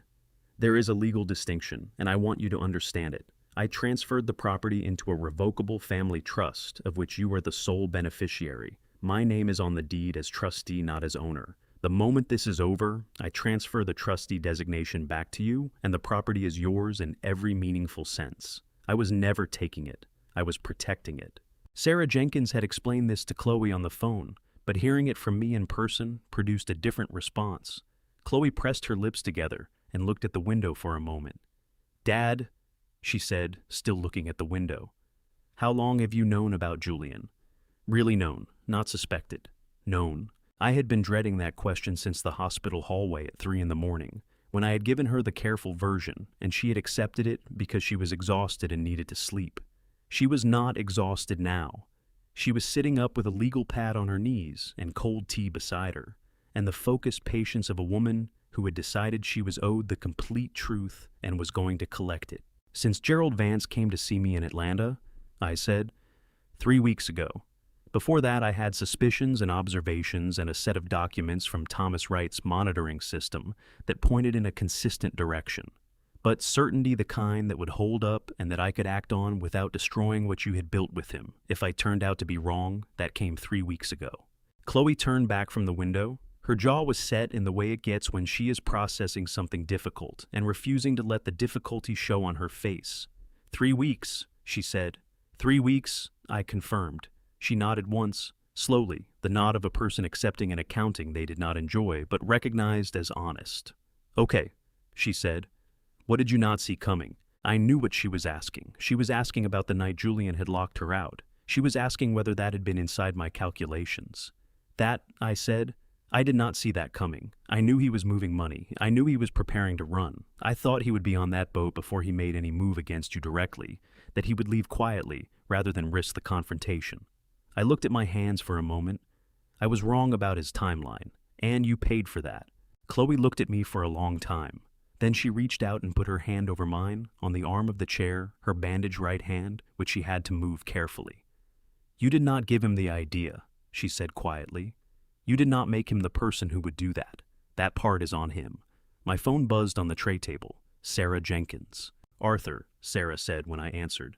The emergency protection order has been formally entered into the Pierce County court record. Julian's title claim on the Ridgemont Drive property has been dismissed with prejudice, meaning he cannot refile it. The asset authorization document Chloe signed has been formally declared unenforceable by the court. It is done. A pause. I need Chloe to confirm one more thing in person when she is ready. The divorce petition requires her signature acknowledging the grounds I listed: fraud and abandonment. It is a formality at this point, but it needs to be hers. I handed the phone to Chloe. She took it, listened to Sarah for approximately 30 seconds and said, When can you be here? Another pause. Good. Bring everything. I want to sign it tonight. She handed the phone back to me. Sarah had already disconnected. Chloe picked up the legal pad from her knees and turned it over. On it, in her handwriting, the same handwriting she had used since middle school compact, and slightly tilted to the right, she had written a single sentence and underlined it twice. She handed it to me without explanation. I read it, then looked up at her. Show me the video, Dad. She said, her voice dropping an octave. I need to see the truth before Sarah gets here with the rest of the papers. Sarah Jenkins arrived at Tacoma General at 6:47 in the evening, carrying a leather document case that I recognized she had carried the same one to every significant legal proceeding we had been through together in 14 years. And I had privately come to think of it, the way sailors think of a specific kind of weather instrument.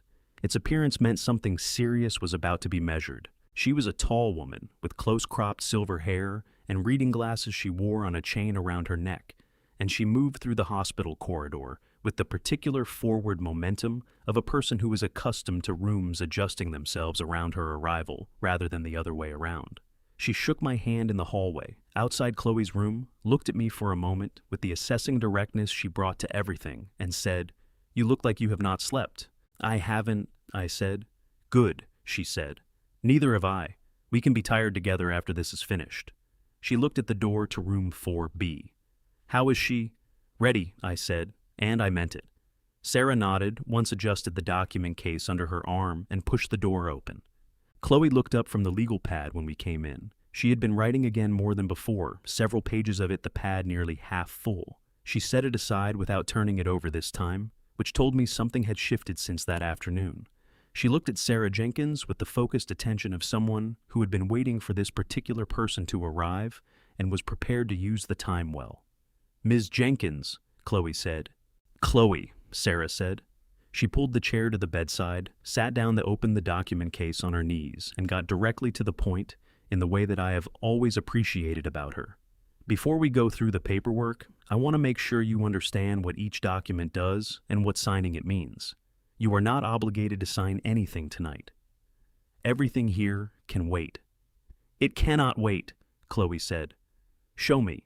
Sarah looked at her for a half-second longer than necessary, the look of a lawyer reassessing someone they had previously categorized, and then she reached into the case and produced the first document. "I want to tell you about the video before I tell you about the signatures because the order matters." I had been carrying the question of whether to show Chloe that footage since Marcus had sent it to my phone the previous night, a 43-second clip pulled from the Adriana's own onboard security system, which Duran's team had accessed during the search of the vessel. The clip showed the aft deck of the yacht on Monday evening, approximately 18 hours before the Monaco National Police intercepted it.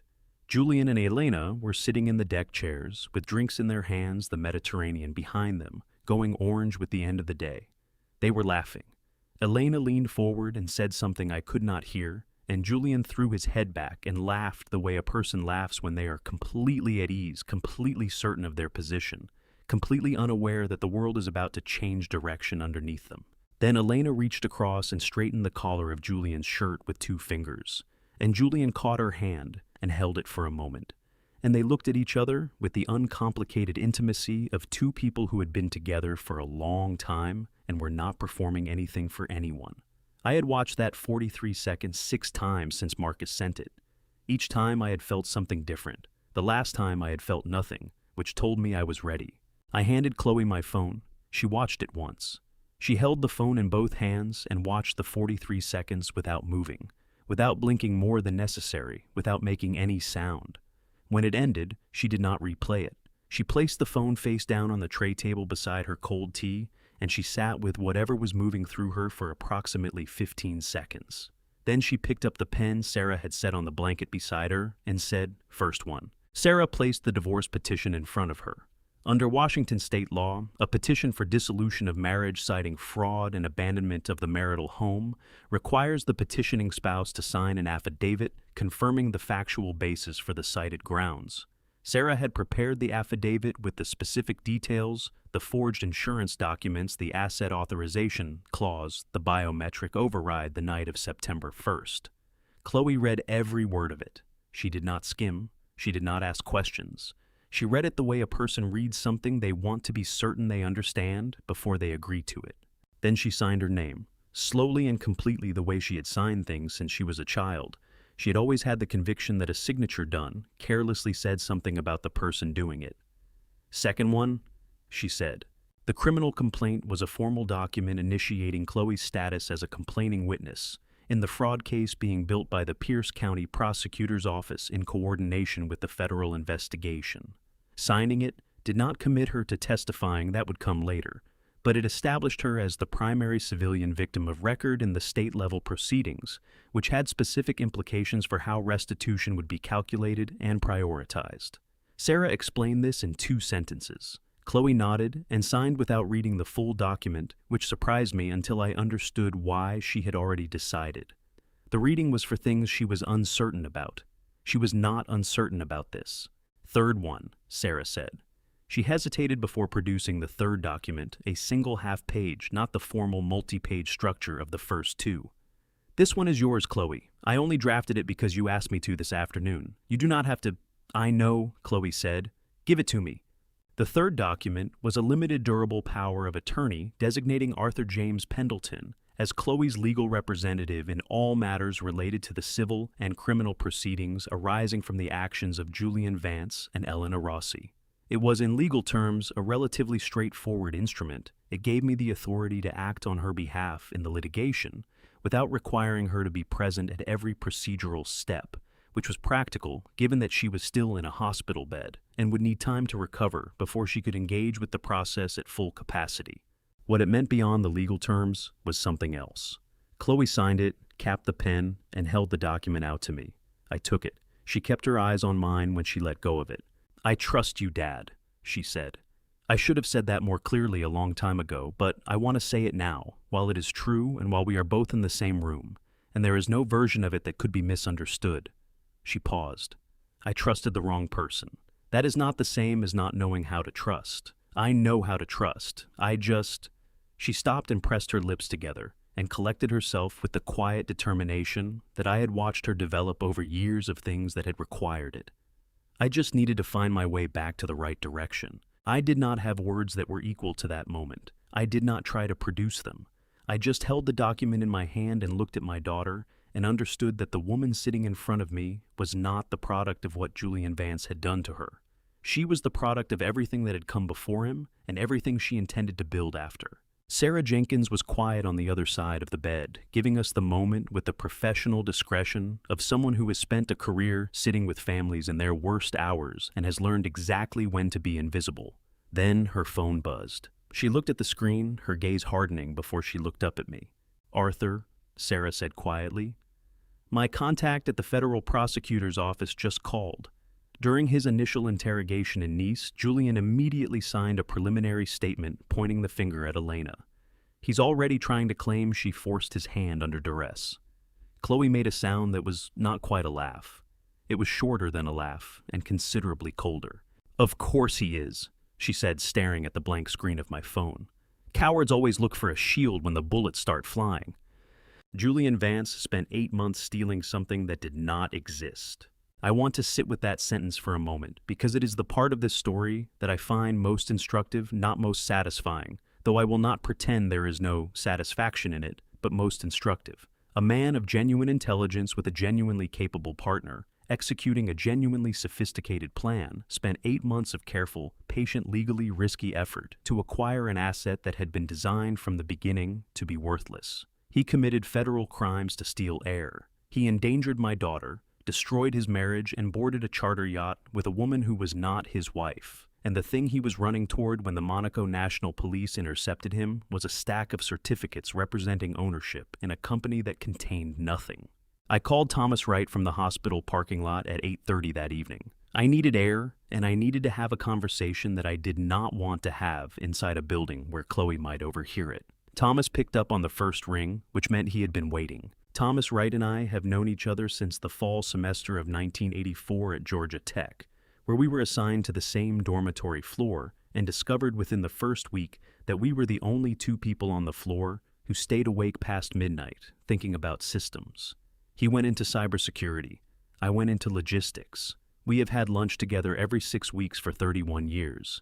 And in that time, I have told him things I have not told my attorney, and he has told me things he has not told his board of directors, and neither of us has ever given the other a reason to regret that arrangement.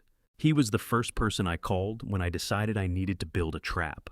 "Walk me through Pendleton Ventures again," I said. "From the beginning, I want to make sure I explain it correctly." "You know it correctly," Thomas said. "You designed it." "Humor me," I said. "I have been awake for 36 hours and I want to hear it out loud." I heard him lean back in his chair, the specific creak of the leather chair he had been using in his Atlanta office since 2011, which he had refused to replace on the grounds that it had been broken in correctly. Pendleton Ventures, LLC, he said. Registered in Delaware 6 months ago as a wholly owned subsidiary of Pendleton Global. Delaware incorporation takes 48 hours and requires no public disclosure of ownership structure beyond the registered agent. Completely standard, completely legal. On paper, it looks like any of the 14 other subsidiary entities Pendleton Global uses for operational purposes. What does it actually contain? I said. Nothing, Thomas said. No assets, no contracts, no employees, no revenue. Its book value is $0. It has a bank account with a $200 opening deposit that has not been touched. It exists as a legal entity and as nothing else. And the shares, I said. 8% equity stake divided into 800 shares at $1 par value, each, Thomas said. Total share value at par $800. Julian, through the Cayman Shell account, acquired control of those shares by redirecting a portion of the stolen freight contract revenue into what he believed was an equity purchase in a genuine Pendleton subsidiary. A pause, and I could hear the particular satisfaction Thomas brings to explaining something that has worked exactly as designed.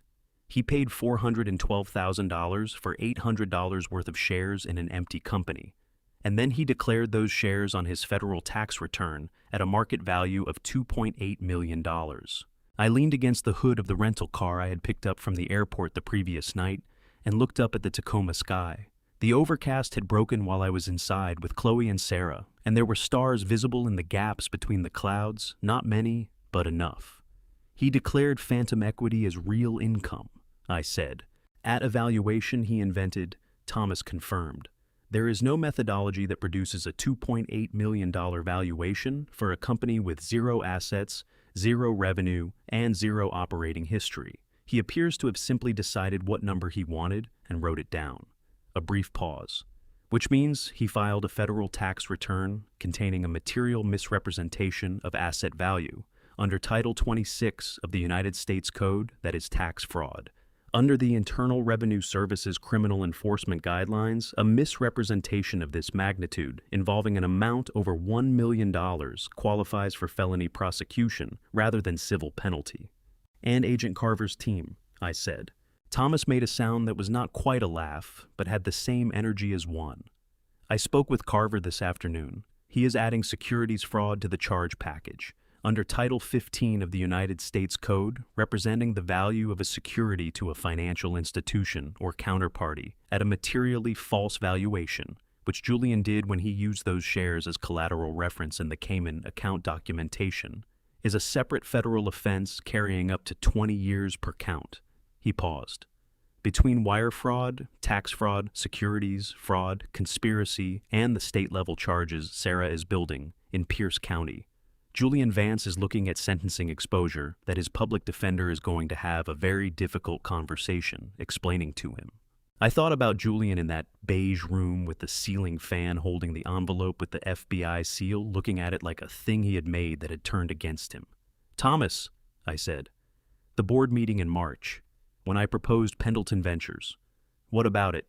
Julian was in that room, I said. He voted to approve the subsidiary formation along with everyone else. He did, Thomas said. He watched me create the trap and voted to approve it. Thomas was quiet for a moment. In his defense, he said, and his voice had the careful neutrality of a man trying very hard not to enjoy himself. Too obviously, he did not know it was a trap. To him it looked like a routine subsidiary formation. He saw an opportunity and he took it. He had no way of knowing you had built the opportunity specifically for him to take. I nodded at the Tacoma sky. There was one moment, Thomas said, when I thought he might figure it out. About 2 months ago, Elena sent an email to Julian I had monitoring on his corporate account, by that point asking whether he had verified the asset structure of Pendleton Ventures before moving the shares. She had done some preliminary research and had questions about the book value discrepancy. My attention sharpened. What did Julian say? He told her he had checked it and that the discrepancy was a standard accounting treatment for early-stage subsidiaries, Thomas said. He had not checked it. He told her what she needed to hear to stop asking questions. He was so certain the plan was working that he closed the one door that might have let him see the truth. I straightened up from the hood of the car. She almost caught it, I said. Almost, Thomas said. which is why the laptop matters. If Elena was asking questions about Pendleton Ventures 2 months ago, there may be more in those files than a simple planning document. He paused. Arthur, I should have preliminary results by tomorrow evening. There is something in the encryption pattern that suggests the files are organized in a way I have not seen before. Someone who knew what they were doing built this system. My phone buzzed against my palm, a new email notification from Agent Carver's official FBI address. I opened it while Thomas was still on the line. The subject line read, Pendleton Charge Upgrade Notification. I scanned the body, 3 new federal charges added to the existing package, a request for my testimony before a federal grand jury in Washington, D.C. the following month, and a line at the bottom that I read twice before I fully processed it. I looked at the stars and the gaps between the clouds. Thomas, I said, book me a flight to Nice. Everyone who heard about this case in the weeks that followed asked me the same question in different ways. Some asked it directly, some buried it inside other questions. But the thing they all wanted to know was whether I felt sorry for Elena Rossi. I did not. And I want to tell you exactly why, because the reason matters more than the conclusion. Feeling sorry for someone requires believing they ended up somewhere they did not intend to go. Elena Rossi ended up precisely where she had been navigating toward for 3 years, with the only variable being which side of the destination she arrived at. She had planned for 2 outcomes, the one where the plan succeeded, and she and Julian divided the proceeds of a carefully executed financial fraud and disappeared into a life funded by money that belonged to my company and by extension to my daughter. And the one where it failed, which she had also planned for, in the form of a cooperation agreement she had apparently been drafting in her head long before the Monaco National Police ever came over the horizon. She was prepared for both outcomes. She simply preferred one of them. Marcus called me at 7:15 Thursday morning from the holding facility at Nice Airport. I was sitting in a rental car outside the hospital, having spent the night in a chair in the hallway outside Chloe's room, rather than going to a hotel. I had not slept in the chair. I had sat in it with my legal pad and made notes until around 4 in the morning, and then I had put the pad down and watched the hallway go from night shift quiet to the first stirrings of the day shift arriving, and I had thought about Margaret and about Chloe, and about the specific cost of having been right about something for 2 years without being able to act on it quickly enough. She met with the prosecutor's office at 6 a.m., Marcus said, their earliest available slot. She had apparently been requesting the meeting since late yesterday afternoon. What did she offer? I said. Full testimony against Julian, Marcus said. She was prepared to describe the entire scheme in detail, the initial planning, the shell company structure, the asset authorization, the freight contract diversion, all of it. She offered to walk them through the financial architecture step by step on the record in exchange for a reduced charge and a sentencing recommendation of no more than 5 years. He paused. She was very organized. She had a written summary prepared. She had clearly been working on it for some time. Of course she had, I said. The prosecutor declined, Marcus said. For the same reasons we discussed. The evidence package is sufficiently complete that her testimony adds nothing material to what we can already prove. There is no gap for her to fill. She looked at the evidence summary they provided and understood within about 4 minutes that she had nothing to trade. I had been expecting this. What I had not anticipated was what Marcus told me next.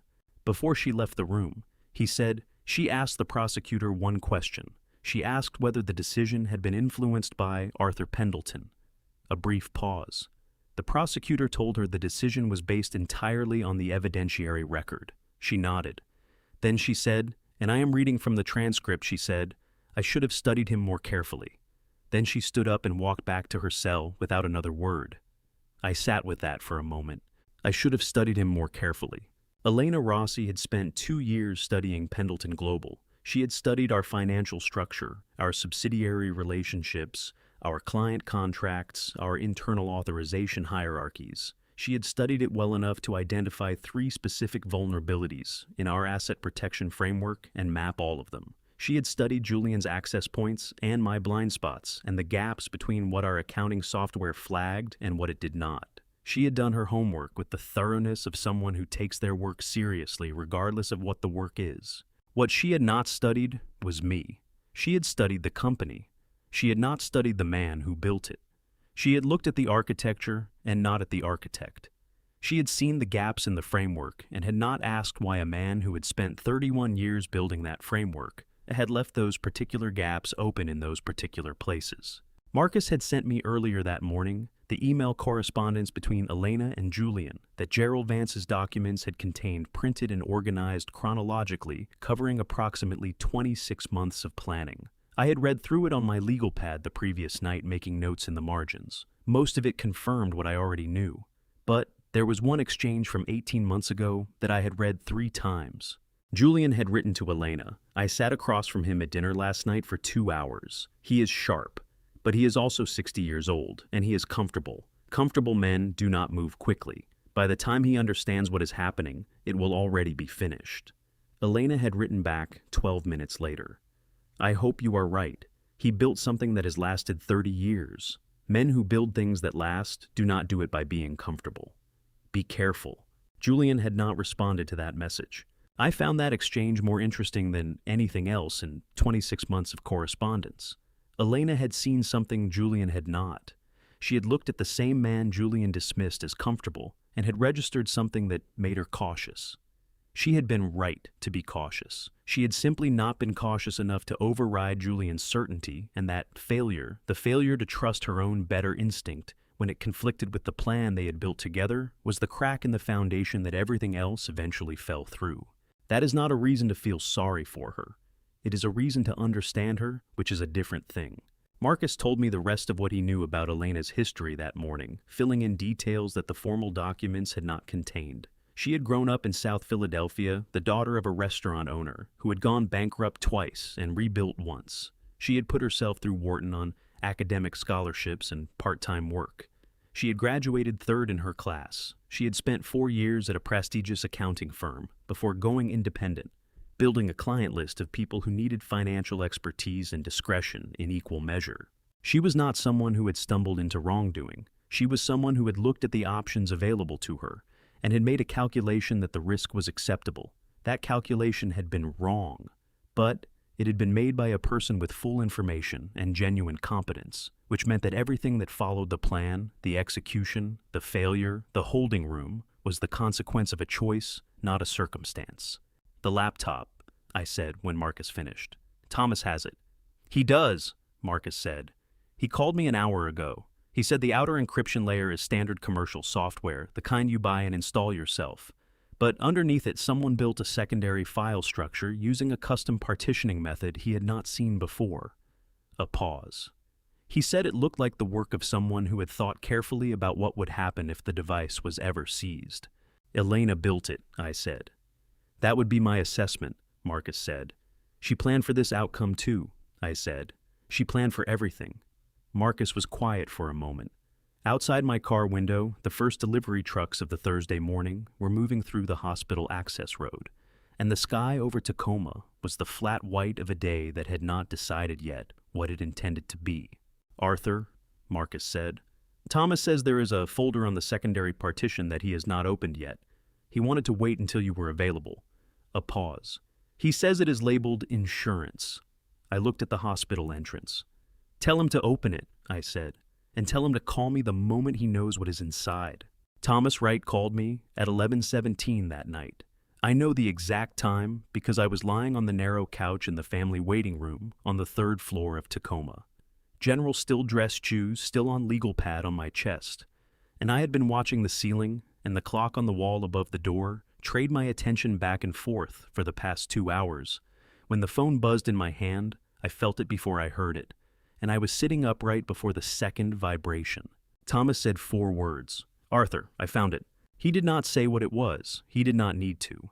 The way he said those 4 words, not with satisfaction, not with the careful professional neutrality he had used when explaining Pendleton Ventures the previous evening, but with something quieter and more serious. The voice of a man who has opened a door he was not entirely prepared to walk through told me that whatever was inside that secondary partition was not what either of us had expected to find. "Talk to me," I said. I heard him exhale slowly the way a man exhales when he is organizing something complicated into a sequence that can be said out loud. "The outer partition contained what we expected," he said. "Planning documents, financial projections for the scheme, draft versions of the asset authorization clause, email drafts that were never sent. Nothing that changes the evidentiary picture materially. It corroborates what we already have, but it does not add to it. A pause. The secondary partition is different. How different for, I said. It is organized into 6 folders, Thomas said. The first 4 are research files, detailed research. Elena spent approximately 14 months building profiles on every senior member of Pendleton Global's leadership team, financial histories, personal backgrounds, potential pressure points. The kind of research a hostile acquisition team builds before a takeover attempt.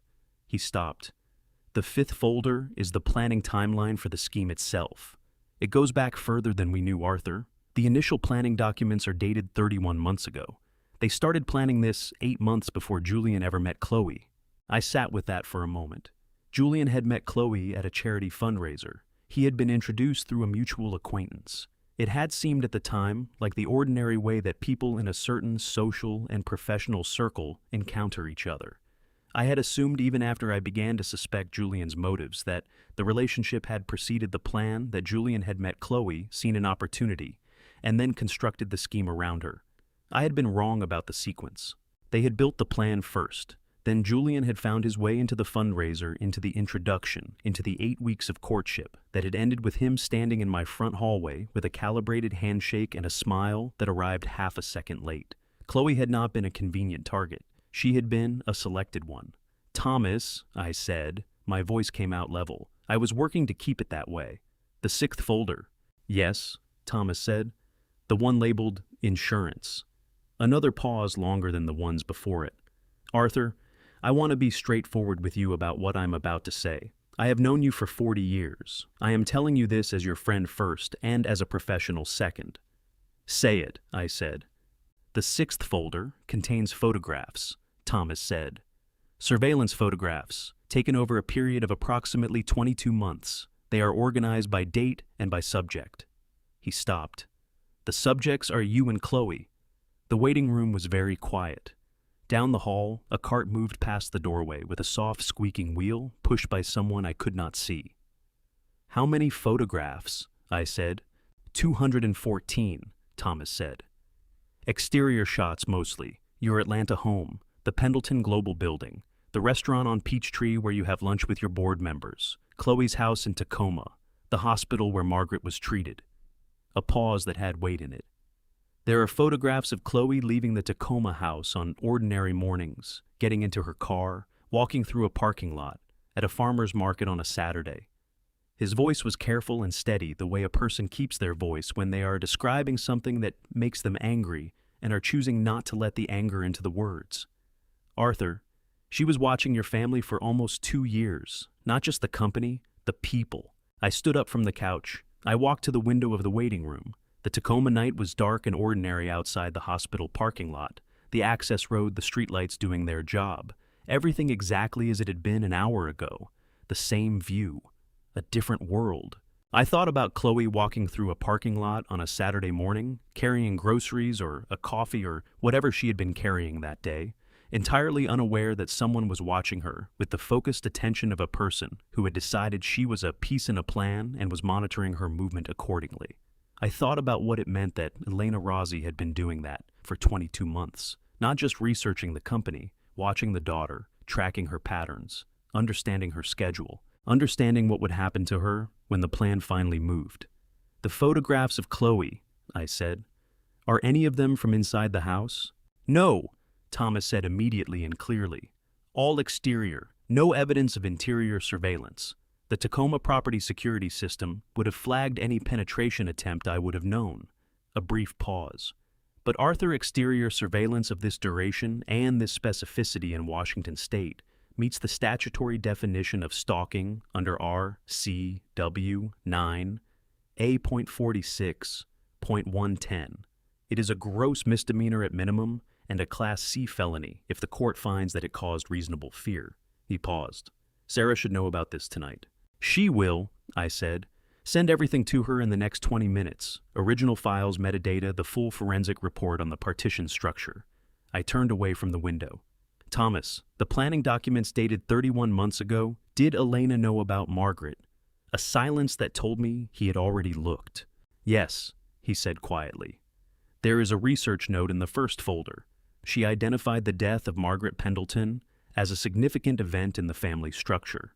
She noted that it had left Chloe without a maternal figure and had made her—" He stopped. "I am sorry. She noted that it had made Chloe emotionally vulnerable in specific ways that Julian could leverage in an initial approach. I had spent 31 years watching people try to take things from me. I had built walls and systems and contingencies against it. I had developed the particular stillness of a man who has learned that the most dangerous response to provocation is an immediate one. Standing in that waiting room at 11:30 at night, I felt something move through me that I had not felt in a very long time. Not rage, something older than rage. The cold, absolute clarity of a man who understands completely what was done to his family and has already decided with complete composure what is going to happen next. "Thomas," I said. "Yes." "Is there anything in those files that changes what we can do to them legally?" "No," he said. "The stalking charge is additive. Everything else stands." "Good," I said. "Then it changes nothing except my reason for getting on that plane tomorrow." Thomas was quiet for a moment. "What was your reason before?" I looked at the door to the hallway in the direction of room 4B. "Before?" I said. "I was going to Nice because it was the appropriate conclusion to a plan I had been executing for 2 years, because I wanted them to see my face." I paused. "Now I am going because I want them to understand something that you cannot communicate through a lawyer or a court document or a phone call." I picked up my legal pad from the couch. "I want to look Elena Rossi in the eye and say the things she wrote in her own research notes and still got wrong." Thomas did not ask me what that thing was. He had known me for 40 years. He already understood. "Get some sleep," he said. "You have a flight at 6. "I know," I said. "I did not sleep. I have flown 3 million miles in my life, and I have never once boarded a plane for the reason I boarded that one." I drove to SeaTac at 4:15 in the morning in the rental car I had been living out of for 4 days. The airport access road was empty at that hour, just the long concrete corridor of it, the overhead lights, and the occasional truck moving freight in the dark. I left the car in the short-term lot because I did not know how long I would be gone, and I did not have the capacity to think further ahead than the next 12 hours. I flew commercial to Atlanta on the first departure of the day, transferred to my jet at Hartsfield-Jackson, and was airborne over the Atlantic by 10. Before I boarded in Atlanta, I called Chloe. She picked up on the second ring. It was 6:50 in the morning, Pacific time, which told me she had been awake for a while. We had both spent the night not sleeping in separate buildings, which is the kind of thing that happens to people who are thinking about the same things. "You are going," she said, not a question. "I am going," I said. She was quiet for a moment, not the quiet of someone with nothing to say, but the considered pause of someone choosing carefully. "I am not asking you to do this for me," she said. "He is handled. I signed everything. Whatever you need to say to him, that belongs to you." "I know," I said, "but I want to ask you something first. Is there anything you want me to tell him from you?" The pause that followed was longer. I heard her breathing steady, deliberate, the way she breathes when she is working something out rather than reacting. Then, "Tell him I said nothing, because I have nothing to say to him. Not now, not ever." Another pause. "I want him to know that came from me." I was standing in the departure terminal with the early Atlanta light falling in long, flat rectangles across the floor, and I thought about my daughter saying those words, "not now, not ever," with the finality of someone who has already walked through a door and pulled it shut behind her without looking back. "I will tell him," I said. "Dad," her voice shifted slightly softer, more tired. "Come home when it is finished. We will have dinner. We will talk about the hummingbird feeder I ordered for the backyard. We will talk about anything except this." A brief pause. "I am so tired of this being the only thing." "So am I," said. On the aircraft over the Atlantic. I closed my eyes for the first time in 4 days. I did not sleep, but I let the engine noise become a kind of white background, and in that background I let myself think about Margaret. Margaret Pendleton was the most perceptive person I have ever known. Not perceptive in the way the word usually means reading rooms, noticing social cues, picking up surface signals. She was perceptive the way a very still body of water is perceptive. Everything that moved across her registered accurately, and nothing was distorted by the surface. She saw people with a clarity I had spent 30 years trying to learn and had only partially succeeded in replicating. She met Julian Vance exactly once, at Chloe's birthday dinner 8 months before the wedding. I watched Margaret watch him across the table that evening. She registered things filed, then said nothing during the meal. On the drive home, she looked out the passenger window for a long time.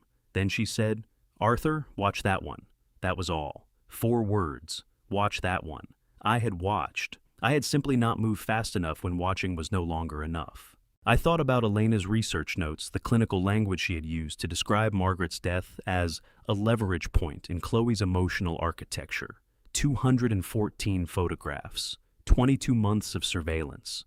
A woman who had studied my family with the focused attention of someone planning to dismantle it, and who had in all that study missed the one thing that mattered most. She had mapped the vulnerability. She had not seen the foundation it sat on. The pilot announced our descent into Nice Côte d'Azur at 9:40 local time. Outside the window, the Mediterranean came into view, below the cloud layer, the particular blue of early September, too clean and consistent to look real. The coastline appeared, then the city, then the airport. I opened my eyes, I straightened in my seat and adjusted my tie, a habit since my first major contract negotiation in 1986. That I have never examined closely enough to understand and have never felt the need to stop. Marcus Kane was waiting at arrivals. He looked at me, 4 days of sleeplessness, pressed suit, changed in the Atlanta terminal, and said nothing about any of it. That is Marcus. "He has been asking for you since yesterday afternoon," he said as we walked to the car. "Keeps telling the officers he needs to speak with Arthur Pendleton directly." "I know," I said. "What do you think he wants?" I put my bag in the trunk and looked at the niche morning, warm, flat Mediterranean light, the kind that makes everything look slightly more consequential than it actually is. "He wants to negotiate," I said. "He has spent 4 days in a room with nothing to do but think, and he has decided there is something he can offer me." I got into the car. "He is wrong, but I am going to let him say it."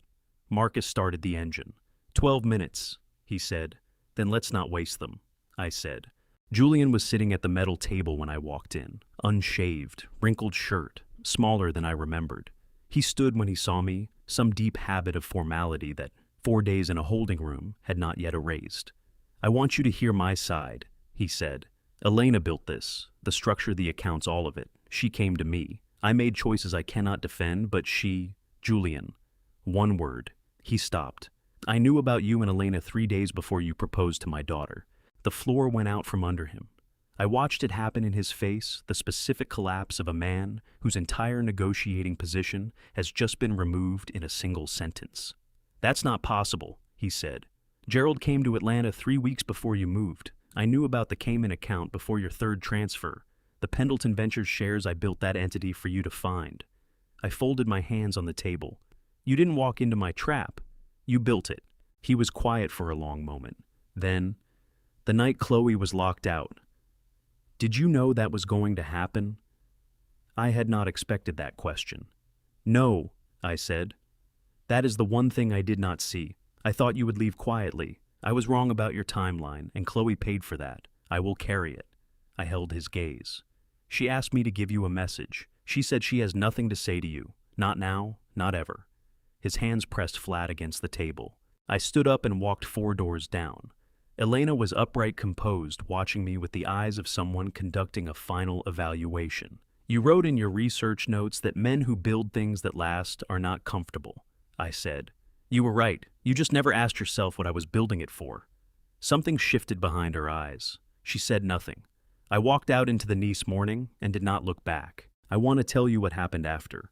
Not the legal parts, those take time, and I will not burden you with continuances and court dates and the procedural machinery of federal justice grinding forward one motion at a time. I will tell you about the people. Julian and Elena were indicted by a federal grand jury in Washington, D.C. in November of 2025. The charge package covered wire fraud, securities fraud, tax, evasion, conspiracy, and stalking under Washington state law. Combined sentencing exposure exceeded 40 years. Their lawyers, both court-appointed, both competent, neither well-resourced enough to find the gaps that did not exist, filed the motions that lawyers file, and achieved the results those motions achieve when the evidence is complete. The proceedings are ongoing. They will not end well for either of them. I do not spend time thinking about Julian Vance anymore. Not because I have forgiven him. Forgiveness is a private transaction between a person and their own peace of mind, and I have not yet completed that transaction. But because a man who is no longer in your life does not deserve the real estate of your daily attention, he made his choices. The federal court system is making its choices in response. That accounting will proceed without me. Gerald Vance used the money I wired him to settle the majority of his debts. I have not heard from him since. I do not expect to. Robert Vance sent a handwritten letter to my Atlanta office in October, 2 pages on plain white paper, apologizing for his brother without explaining precisely what he was apologizing for. I did not reply. I kept the letter in the same drawer where I keep things I have not yet decided what to do with. Chloe came home from the hospital on a Thursday. I was there when she walked through the front door of the house on Ridgemont Drive, her house in every legal and meaningful sense, the deed transferred into her name alone the previous afternoon. She stood in the doorway for a long moment and looked at the entry hall the way a person looks at something that has been altered by what happened inside it. Then she squared her shoulders, stepped across the threshold, and did not look back. That is my daughter. That has always been my daughter. She started therapy 2 weeks after coming home. She told me about it the way she tells me things she has decided, rather than things she is asking permission for, which is the correct way to tell a parent something like that. She goes on Tuesday afternoons. She says it is helping. I believe her. She called me on a Sunday morning in December. I was sitting on the back porch of my Atlanta house with a coffee that was still hot, the only temperature at which I find coffee worth drinking, watching the early winter light come through the trees, the way it does in Georgia at that time of year, low and golden, and in no particular hurry. She said, "Dad, there is a hummingbird outside my window." I did not say anything for a moment. "What does it look like?" I said finally. "Small," she said. "Very fast. It keeps coming back to the same spot even when there is nothing there yet." A pause. "I ordered the feeder. It should arrive Tuesday." I thought about Margaret, who had grown trumpet vines along the back fence of our first house in Atlanta, because she had read that hummingbirds were drawn to them.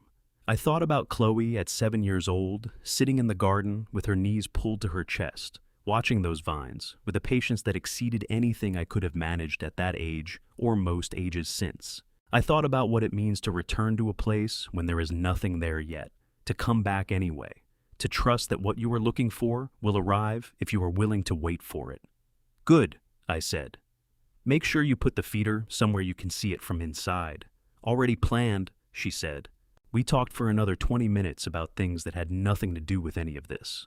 The right kind of soil for a backyard garden, a documentary she had watched twice, whether I was planning to come up for Thanksgiving or if she should come down to Atlanta instead. The best conversations are the ones that are about nothing important. I did not always know that. I know it now. My name is Arthur Pendleton. I built something over 31 years that someone tried to take apart from the inside. They did not succeed. My daughter is home. The hummingbird keeps coming back. That is enough.